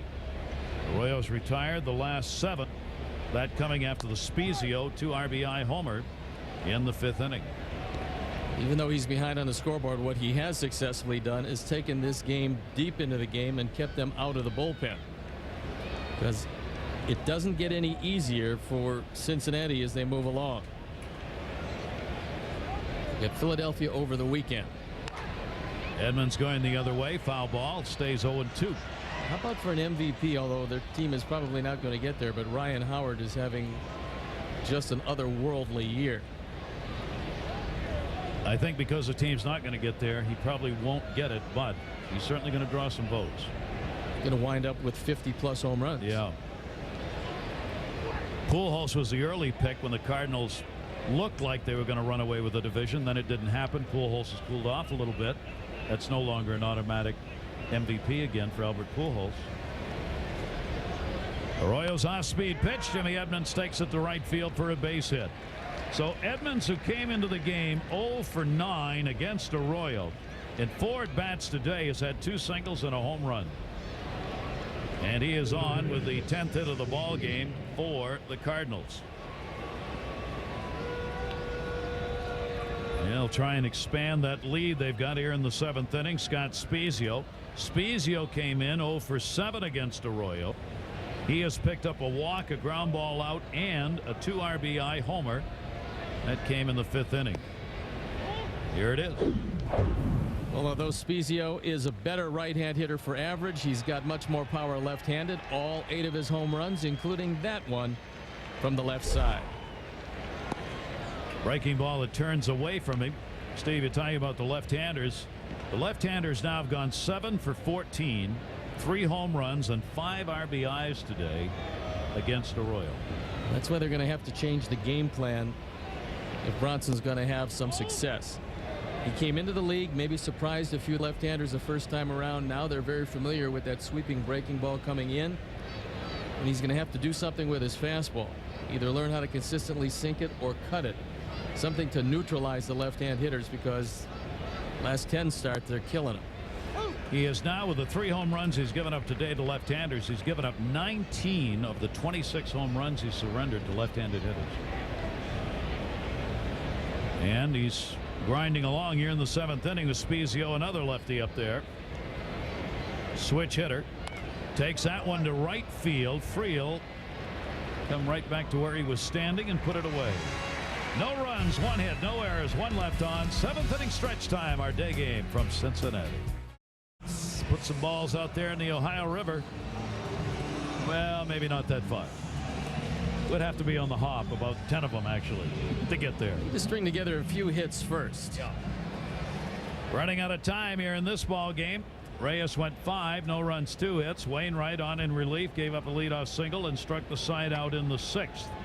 Castro, the pitcher, and then Friel are due up for Cincinnati here in the 7th inning. I think it's Javier Valentin in the on-deck circle. He is waiting to pinch hit. He's another switch hitter, but all of his production have come from the left side. There's a look at Javier. Reyes has a chance for his 4th win of the year. That one inside out to right field. Higuchi drifting back will put it away. Castro is retired. 0 for 2 and a walk for Juan Castro. And in the situation that Adam Wainwright finds himself in, where you're facing a hitter one time, even if you go 2 1/3, sometimes 3 innings, you really only have to have a fastball and that really good overhand curveball. When he does, however, become a starting pitcher, and it won't be this year, I don't believe, but he'll have to start mixing in a 3rd, maybe even a 4th pitch, or a couple variations of that fastball. Right now the overhand curve is pretty close to unhittable when he gets it in the zone. Here is Javier Valentin. He is pinch hitting. Arroyo is out of there, so unless the Reds come back and get 6 runs in the inning, Arroyo is not going to get his 10th win today. Gave up the 5 runs on 10 hits, including 3 home runs. Big fastball inside that he cannot get around on. Valentin has a couple of pinch home runs this year. He's been very busy.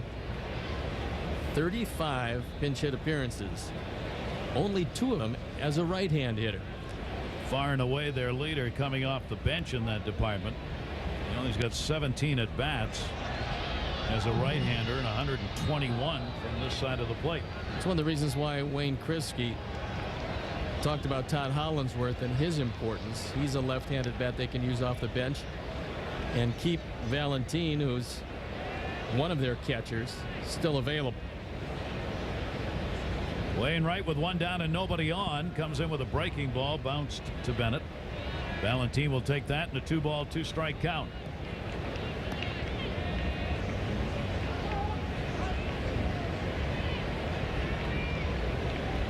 There's the career pinch hit number that he has put up, with a couple of home runs as a pinch hitter. Wainwright got it in. That one drilled to right field. Add another. Way back. Goodbye. Pinch hit home run. Javier Valentin.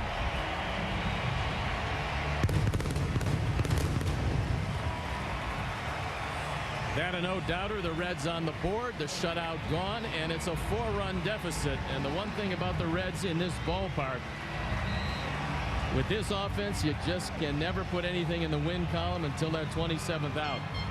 This team will keep coming back at you, and they've got the bats to do it. It's a fastball right down the middle. It's the 3rd pinch home run of the year for Javier Valentin, and he took it to a deep part of the yard.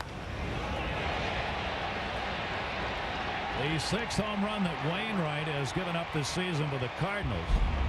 That is just the 4th hit the Reds have had, and that is their 1st extra base hit. Valentin gets it coming off the bench, makes it a 5-1 game. Now Ryan Friel. Here's where they want to continue the inning. You got the home run in your number 9 spot. Now you want to get a couple on, or at least 1 for the big bats in the middle. A chopper that hit right in front of home plate, played by Miles, gets it over and gets the out. Friel retired. Major League Baseball congratulates Detroit on winning the Junior Boys Championship and Los Angeles on winning the Senior Boys Championship. in the 2006 RBI World Series in Compton, California at the Major League Baseball Urban Youth Academy. Great program for the inner city players. And the Little League World Series, which is coming up, which you'll be seeing on ESPN, ESPN2, and ABC. 4 teams involved in the urban program are going to be there playing some exhibition games at Williamsport, Pennsylvania. High-speed breaking ball in the inside corner to Hatterberg. I know you're going to be there doing the games. I was able to do them one year, and it's just a beautiful place. I think you should spend a month there. How long will you be there? I do. Take it inside. All in 10 days, though? All in 10 days. It's a great time. We have a wonderful time with the kids and the officials of Little League Baseball. It's a grinder because we have all 35 games are going to be broadcast that are played in the Little League World Series. That means you have some days where you have 3 games that one crew is doing and 2 games for another. So you have 3 ball game days. It's your kind of affair. You said one of the little leaguers was 6'7". We have a little leaguer who's the tallest ever. He played last year and he's coming back this year. He weighs 225 pounds. Base hit into center field. Hatterberg gets on. So Hatterberg's got the signal. Amazing how we just work into these things. Little League World Series regional finals presented by Kellogg's. Friday there'll be 2, 7 o'clock Eastern. Columbus Northern of Georgia faces Greater Dunedin of Florida. That's the Southeast Regional. And then at 9 o'clock Eastern, D'Iberville, Mississippi will meet South Lake Charles, Louisiana, the Southeast Regional. All coming up Friday. Well, you seen your segue. I'm going to Waco. Way to go. You think I'm kidding? Cincinnati Red fans hoping. Hatterberg kept it alive for Ken Griffey, who's not swinging the bat real well today, but you don't have to swing it well if you can pull it. It's only 325 down the right field line, 328 down the left field line in a very lively ballpark. Now they put the switch on. Second baseman deep on the grass in right field. Eckstein over towards the bag at short. Griffey is hit into a double play, popped out and struck out.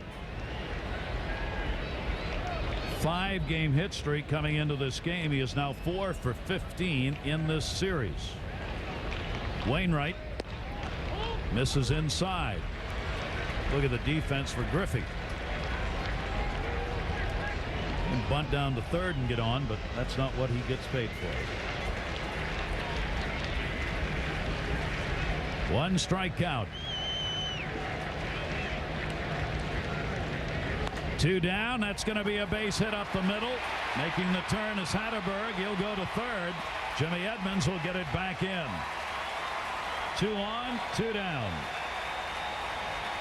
And a huge crowd here for an afternoon game in Cincinnati, and now they're making some noise. The Reds giving them something to cheer about as Griffey goes back up the middle, foils the shift, and keeps the inning alive. And brings out pitching coach Dave Duncan from the Cardinal dugout. Bullpen is ready if needed. One thing to bear in mind is last night they used Isringhausen to try to wrap up an inning and 2/3 save. He did not. Tony said, La Russa said this morning, I asked, would you use Isringhausen again today? And he said, absolutely. Flores up in the bullpen getting ready, the left-hander. He's getting ready for Doug.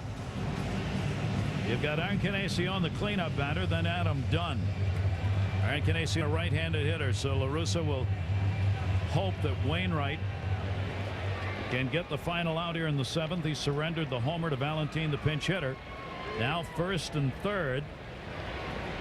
A 5-1 ball game with the Cardinals leading, and Encarnacion hit by a pitch, popped out single. He has a 7-game hit streak as he stands in. 341 at home, 246 on the road. He loves the Great American Ballpark. Takes the fastball inside for a ball. Those are very solid numbers. You hit over 300 with runners in scoring position, and you will be up there among the leaders on your team and in the league. Albert Pujols happens to be the leader in baseball at 427 right now. And that number is beyond the frame of any kind of norm. 1 ball, 1 strike count.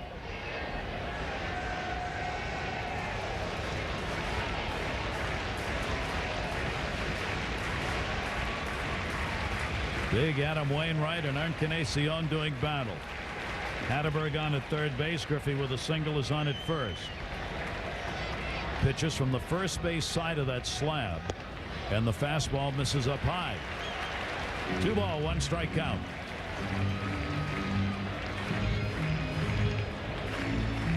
As far as St. Louis is concerned, this is the key out of the game, the key confrontation between Wainwright and Encarnacion. Right-handers hitting only 171 against Wainwright coming into this game. Breaking ball misses up high. He's having trouble spotting the strikes right now and getting behind the hitters. That curveball just stayed up. He's real lucky that Encarnacion took it, because a lot of pitches up there wind up in the seats. You can bet Encarnacion is guessing fastball, and Wainwright would love to keep it away. 3 ball, 1 strike count. Runners off first and third. Encarnacion a grounder. They got to force out at second base, and it'll be taken there by Eckstein to get it. So they get 1, but that's all here in the 7th inning. Javier Valentin coming on as the pinch hitter, his 3rd pinch hit home run to make it a 5-1 Cardinal lead. Todd Coffey has come out of the bullpen, and the pitch is taken for a strike. So Taguchi leading it off in the 8th for the Cardinals. Coffey, a big right-hander at 6'5", 230. Has 7 saves this year, but he's used in the middle now with everyday Eddie Guardado called on to be the closer. That one inside out may make it through. Nobody to cover first base, no play anyway. So Taguchi's on with a single as Phillips able to pick it up, but he had no play. That one just perfectly positioned. His first hit of the day, 1 for 4. Phillips has had a tough day out there at second base. He's been tumbling all over, coming up just short on seemingly everything hit to that side, and he's a pretty good defender. Yeah. Big error first inning charged to him on what could have been a double play. Line drive hit to him by Pujols. Throw back to first to get Eckstein. Hit Eckstein. He went to second base and ultimately came around to score in the first inning, the unearned run. Here's Aaron Miles and a pitch out. They were thinking about a hit and run or a steal. If Tony La Russa is thinking about it, this is a good time for it. You very rarely, if ever, see back-to-back pitch outs. Taguchi's 8 for 11 in stolen bases. Encarnacion has moved in at third base on the grass in case a bunt runner goes. Hit and run was on, and it is foul back. 1 ball, 1 strike count. The 4th game of the 4-game set from Cincinnati with the Cardinals here. Our day game. Great to have you with us. The Cardinals went out to a 5-0 lead before the Reds could get on the board. I'm Gary Thorne along with Steve Stone and our crew, and a big crowd on hand under cloudy skies, 84 degrees, humid day here in Cincinnati, and an excited house here if the Reds could just get it going. But they left a couple on in that 7th inning when they needed to get probably 1 more across. That one, I think, caught a piece of Ross as it was fouled off. Miles has had a good day with the bat, and he's been part of the revolving door situation after letting Mark Grudzielanek go. He went to Kansas City, putting together a solid year, but they tried Davy Cruz, Junior Spivey, Hector Luna, who they traded to Cleveland, Rafael Belliard, who they got back from the Indians, and Aaron Miles. So they've used 5 different guys to try to plug that hole at second base created with the departure of Grudzielanek. Tony La Russa's had to do a lot of managing this year in regards not just during the game but to the lineups. He was joking about that before the game in a way. I mean, it's not funny for him, but that's the way it's been. Pujols up for a while, rolling out for a while, second base wide open, outfield positions, right field at times open. They sent down Rodriguez. They've used 11 guys in left field. Yep. Chris Duncan looks to me like he's going to be a pretty good hitter, so he's filled that void out there. Duncan's had a home run today. Pitch swung on and missed. Miles out in front of that one. And Coffey gets the strikeout. On our day game, take a look at some of the news and notes going on around baseball in the major leagues. Papelbon, second blown save in a row. The Red Sox suddenly struggling, especially with Veritek out. Los Angeles 11-game win streak. Garcia Parras come back. And Mike Piazza returned to New York. Couple of home runs against Pedro Martinez. Not enough to win, though, but he did get a standing ovation from the Mets fans and a curtain call. I think it was a very classy thing to do, and it doesn't help that the Mets are having a terrific year, and they're in the process of sweeping Mike Piazza's San Diego Padres. They lead them 7-3 in the 9th inning. And they won 2 close games, the first 2 games of the series. That game going on this afternoon at Shea. Gary Bennett has struck out 3 times. He's looking the sombrero in the face, hoping to avoid one of any color with the 3 Ks he has put up. Runner at first base. Miles. That one's going to be fouled off. Taguchi rather at first. And a 2-strike count on him. One Encarnacion in the on-deck circle. Just in case Gary Bennett does not ground into a double play.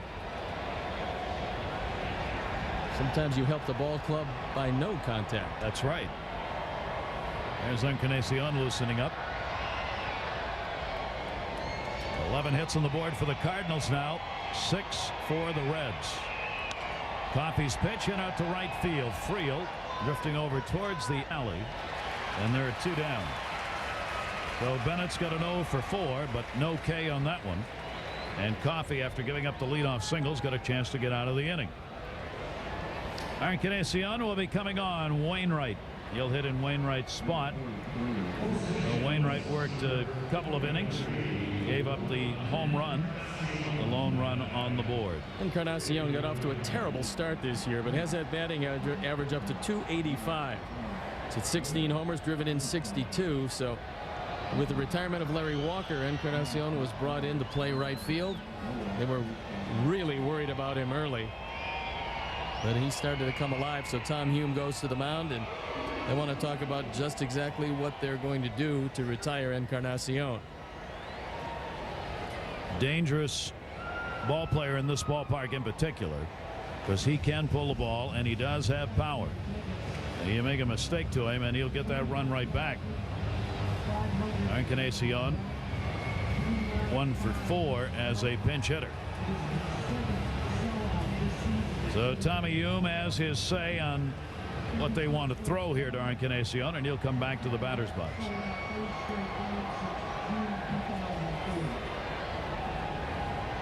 It's a sellout here today, the 7th of the year. The first time they've sold out 3 games in a row since back in June of '04. So the fans are starting to feel it for these Reds. They are responding. 39,591. They were promised by new ownership early this spring that the new owners are going to bring a playoff team to Cincinnati. They didn't say when. They just said, we're making you a promise. They may fulfill that a lot sooner than even they anticipated, if this Reds team can find a way into the playoffs, either with a division or the wild card. They certainly have untied the hands of Wayne Krivsky as far as making deals, little deals here, little deals there. You can't make that big one because they can't take on that much money. But instead of making a deal that makes you 10% better with just one player, you make 10 deals that make you 1% better in the same result. Remember, they won only 73 games last year. They finished 27 games behind the Cardinals. They have already won 59 this year, 2.5 behind St. Louis. Encarnacion with a big cut will foul that one back, and a 2-ball 2-strike count with 2 down. Jerry Narron happy about this number this year. You can see in 04 and 5, not a lot of success against the Cardinals. They've guaranteed themselves that they're going to do all right this year. They're 8-3. Well, the reason why there is a race right now as far as the St. Louis Cardinals are concerned is their inability to beat the Reds and the Cubs. The Cubs have really handled the Cardinals this year. Encarnacion with a big cut goes down swinging. No runs, a hit, one left on. We go to the bottom of the 8th. Cardinals lead it. 3 games out. And the Giants 4.5 behind. Giants have won only 3 of their last 10. Left-hander Flores comes on to do the pitching. 30-year-old Adam Dunn. Randy Flores on for the 50th time. ERA up over 5. We talked to you about the scarcity of left-handers out of the bullpen and the fact that Wayne Krivsky was able to acquire 3 of them during the season. Something very difficult to do. If you're left-handed and you can throw the ball to the plate and get it over, you'll have a job for well, not 1,000 years. No, it just seems like it. And that one to right field is hit deep by Dunn. It is off the yellow. It is not out. And he will have one of the longer singles, and he's going to argue that it's a home run.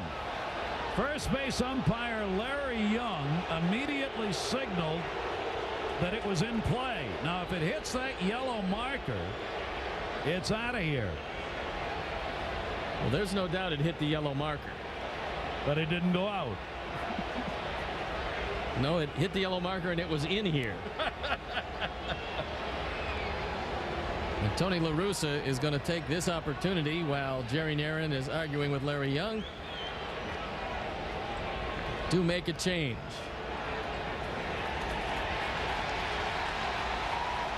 Going to make a pitching change.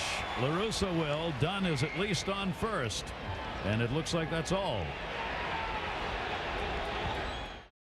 Well, the Red fans still hoping they are down 5-1, but they get the leadoff man on, and the argument of whether this was a home run or a single. Obviously hit the yellow line, but it did stay in the ballpark. I believe that is a single. Larry Young believes the same thing. Jerry Narron can't believe that it was a single. And Flores gets to work to one batter, gives up the base hit, and now the newly reinstated to the major league right-hander Brad Thompson is on. He'll be in his 33rd game after a trip down to AAA. Last year, a very good year for him. At 4-0, the ERA under 3 in 40 appearances. This year, not quite as effective. But he's back as one of the 13 pitchers on this team. Well, the Reds trying to mount another one of their stirring comebacks. Brandon Phillips stands in, leadoff man on here in the 8th inning. Hit by a pitch, flied out and struck out. Again, we go towards the bottom part of the order. Breaking ball that didn't. Fans reacting because Reyes, the Cardinals starter, hit 3 batters, all with changeups. That was a curveball, and I just don't believe you're going to be thrown at people in this situation. No. Short lead at first base for Adam Dunn, who got the single. Good sinker right there, fouled off to even the count up at 1 ball and 1 strike. And if Thompson is going to be successful, it's going to be with that sinker. He's not particularly overpowering. Usually has good control. Dunn on at first base. Reds need base runners, down 5-1 here in the 8th inning. Woo. Almost got one right there. That just barely missed the jersey. Fluttered it with the breeze going by on Phillips. Tony La Russa's over there going, guys, you know, we really don't need to put anybody else on here. 2 ball 1 strike count. It's very difficult to look like a genius of a manager if your bullpen does not come through. Is it ever? Brad Thompson's delivery chopped to third, played by Spezio, relay Miles, and they turn a big double play. That was a great effort by Miles on the turn. Phillips can really run. Didn't get out of the batter's box all that quickly. And from Spezio to Miles, who quickly got rid of it, they make it look like an easy 2. Good job by Miles. He just got rid of it, and no chance at all for Dunn to get a piece of him. It was lumbering town to try to break it up, but Miles was gone. That is a big double play. So the leadoff single goes for naught. Flores ends up with no part of an inning a hit and zeros the rest of the way. And now Thompson will try and find the third out against David Ross. 2 strikeouts and been hit by a pitch. Grounds to third, foul. The Reds have had a couple of innings today. The 5th inning for one, a leadoff walk, a double play that Griffey hit into, ended that one. They left the bases loaded in the 2nd inning when they never got a hit, but they had 2 hit batters and a walk. But again, the bottom part of the order could not come through. They left a couple on in the 4th inning when the bottom part of the order came up with 1 down and 2 on, and Castro and Arroyo could not deliver. Pitch misses outside by Thompson. And when they look back at this one, if indeed they do go on to lose it, they'll take a look at the many opportunities that Reyes gave them early and the many opportunities that they squandered. Reyes, pitcher of record for the Cardinals, through 5 innings with no runs on 2 hits. May have gone out injured. We're not sure. There was a visit to the mound the inning before he went out. Whether or not there was something wrong or not, no announcement made by the Cardinals. But he did come out of a ball game pitching a 2-hit shutout in the after 5. That one hit off the end of the bat. Did not intend to go around. That may have ridden right in and caught him down at the bottom of the bat. 2-2 the count. Cincinnati has gone 1 for 16 with men on base today.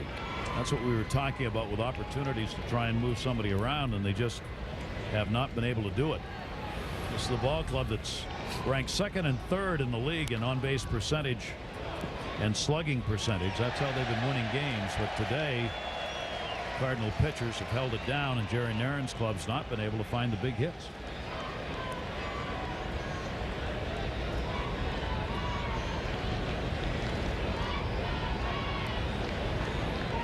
Two ball, 2 strike count on Ross. That one he hits off the fists, just protecting the plate. Souvenir into the seats. Thompson keeps sinking that ball inside. Ross keeps yanking it foul. You move it a little more out over the plate and sink it, and that's where you get your ground ball to the left side. Thompson, the 13th pitcher at the moment. We've been talking about the Cardinals are carrying. Another one of those right off the fist. La Russa said that probably come next Tuesday or Wednesday, he will go back to 12 pitchers. They're just caught in a jam up of games where he needed the extra. But he said in the National League, you can't go with 13 pitchers for very long because it just limits your ability to make moves. When you have 13 pitchers, you're limited really to just 1 double switch, because you usually have a catcher that you can't bring into the ball game. And he does not want to go with that for very long. So Tony said, I think Tuesday or Wednesday we'll be back to 12 pitchers, and I'll have the extra guy on the bench. 3 ball, 2 strike count with 2 away, and that one's outside. A little door open.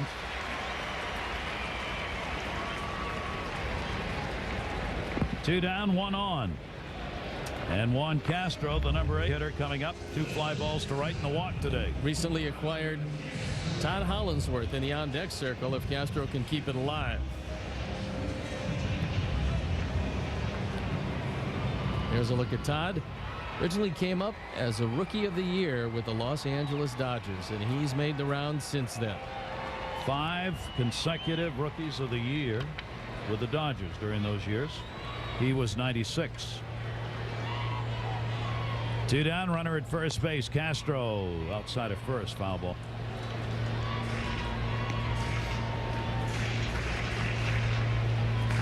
Sorry, and interesting with all the player moves Cincinnati has made. I was just thinking of Jimmy Leland's comments on the expanded rosters come September 1st. Adamantly opposed to it. But he said he would have been opposed to it and was opposed to it when he was managing clubs that finished way back, because he thinks it gives an unfair advantage to teams that aren't all that good. Force out at second base, and they'll get it. Miles gets it over to Eckstein. Castro is retired. Top of the order will be coming up, including Pujols for the Cardinals, who lead it. 9th inning with the St. Louis Cardinals trying to make it a 2-2 4-game series with a win. They've got the 5-1 lead. 3 home runs off Bronson Arroyo today. Edmonds is 18th. Spezio is 8th, a 2 RBI shot, and Chris Duncan, the rookie, his 9th. We will get a new pitcher. both in the game and in this uniform. Cormier's on to face Eckstein at the top of the order. 1 for 4 today and a run scored. Cormier, can you field? The answer is yes. 1 pitch and 1 out. Very good bunt by Eckstein, but Cormier did a great job of going there barehanded and making the play.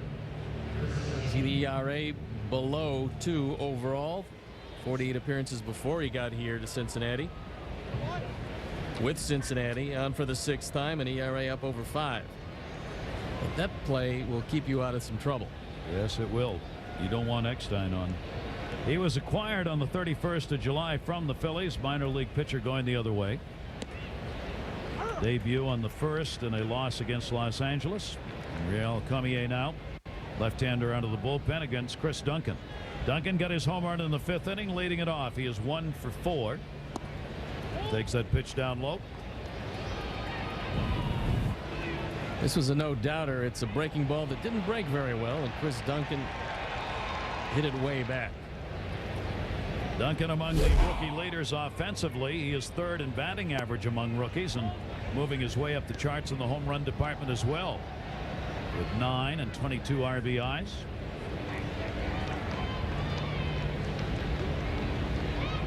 Two ball, 1 strike count. Dave Duncan, pitching coach and dad, gets to play both roles. And his dad, so quiet, unassuming. There he is. You know, every time his son comes up, being around his son at the major league level, it's just got to be a great thrill. I don't care how long you've been in a game, as Dave has been there for a long time as a pitching coach. That one taken in the air to left center field. It is way back. Dad, celebrate. Goodbye home run. 2 in the ball game, 10 on the year. And it is a 6-1 Cardinal lead.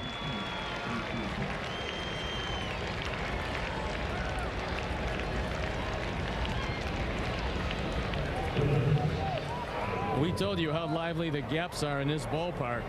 Duncan has a home run to right, and now he has one into the bullpen in left center.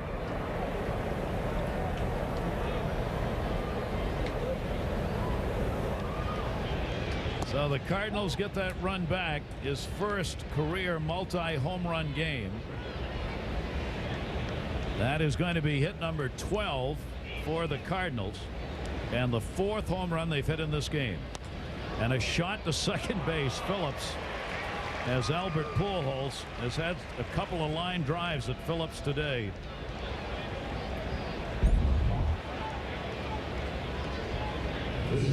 We were told that Chris Duncan had a whole lot of power, and that shows you he does. His dad kind of enjoys that. Oh yeah, it's great, isn't it? That's my kid. It's my kid, the everyday left fielder. Yeah. And he had to beat out a whole lot of folks to get out there every day. So 2 down here in the 9th inning. Jimmy Edmonds has had one of the home runs, his 18th solo shot in the 3rd inning. 3-hit ball game, though. 2 singles, a homer, and he has struck out. So Edmonds getting his average up to 266 now. That one fouled off the other way. The great part, I would think, for Dave Duncan is he would not want to be the hitting coach. It's perfect to be the pitching coach on the major league team where your son is not a pitcher and is a hitter. Especially if he goes into a slump. Yeah, you just watch. Keep your mouth shut and get to watch your kid play. Hal McRae's going to be able to fix him. No doubt about that. Don't come to me on that one. 2 solo home runs today for Chris. 1 ball, 1 strike count. Edmonds takes it up high. And it's 2-1. Winning big ball games is what the Cardinals are trying to do here. Rocked out on Tuesday, and then 9th inning loss. Hatteberg's got it. Edmonds is retired. 1 run, 1 hit, no errors, and nobody left on. Chris Duncan, left fielder. 5th inning, led off, home run. 9th inning, 1 down, nobody on. Another one. 6-1 Cardinals. In sports, the Let me guess, more Albert Pujols stuff? He's the best. Thanks a lot. Take care. What am I, chopped liver? I hit 714 home runs. Come on, the Wizard of Oz stole 580 bases. In my day, we didn't have bases. We had rocks. What? Hey, I played in 2,632 straight games. Well, I ate 2,632 hot dogs. Can I get an amen from the bobbleheads? DHL and MLB give you the chance to vote for your team's greatest. It's Hometown Heroes. Go to MLB.com now. Bottom half of the ninth inning. 6-1 Cardinals lead it. Member of our crack crew, Jonathan Evans, had a rush home yesterday. Why? Abby Grace Evans has joined us on this globe. Congratulations, Mom and Dad. It's great. Another viewer. Only thing you think about are the numbers. You've had too much of that Kool-Aid in Bristol. I'm telling you. Numbers, numbers, numbers. Abby Grace. Great name. So, Jonathan, hope you enjoy not sleeping for a while. Pitch is outside. And a 2-0 count. Todd Hollinsworth first at bat as a member of the Cincinnati Reds. Reds of the Indians have done a little business, and Hollinsworth came over from the Indians. He's no stranger to the National League. There's the left-handed bat they wanted off the bench. And here in this ballpark, he can lift a couple. He's got a chance to have a few home runs here in the final 2 months of the season. Brad Thompson has stayed on to try and finish it up, not going to Isringhausen, not in a closed situation in any event. And Isringhausen had a blown save yesterday, but just as soon give him a rest today in any event. So give Thompson the chance to finish the game out. Tony La Russa bringing him on in that 8th inning. Gently imploring his reliever to get the ball over the plate. Gently. Yes. For the moment. 3-1 strike count. Then the top of the order, Friel, Hatterberg, and then Griffey and Encarnacion if they can get that far. Right-hander Thompson got it in, broken back ground ball to first. Albert Pujols, Thompson over to cover, and there's the big first out in the bottom of the 9th inning. We're talking about that. People wondering why. Look, you get guys who pitch in the middle, do a good job. If they do a good job, why can't you make them a closer? And we were talking about the outs, 24, 5, 6, 7. Those last 3 or 4 outs in a game are very different.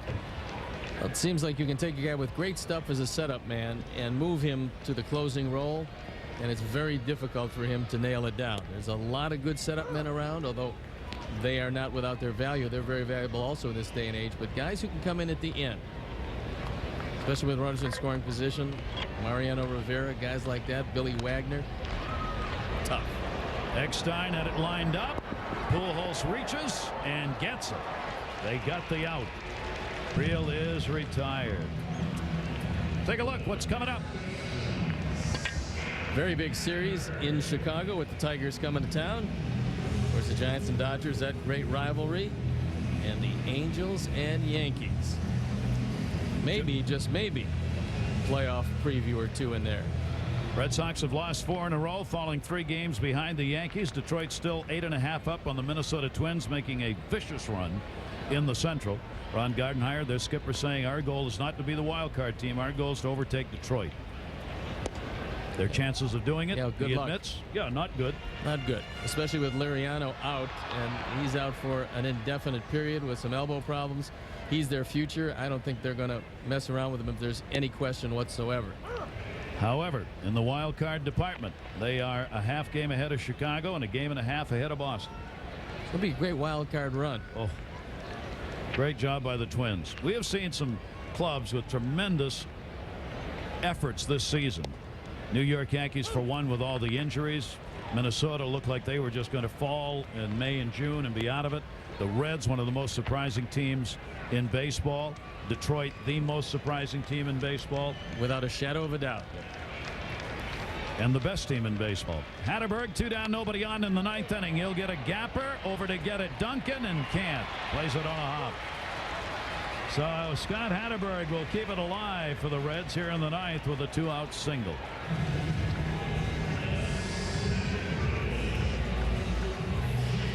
Eight hits on the board for the Reds.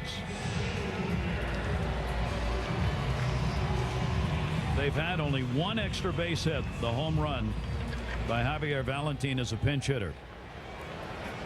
The other 7 hits have been singles, including the one picked up by Griffey in the 7th inning. He has a 6-game hit streak going now. They won't hold the runner here in the bottom of the 9th. The 6-1 lead. And he'll take it for a strike. They've had 15 base runners. Ample opportunity to put some runs on the board. Just the inability to hit with runners in scoring position has plagued the Reds all day long.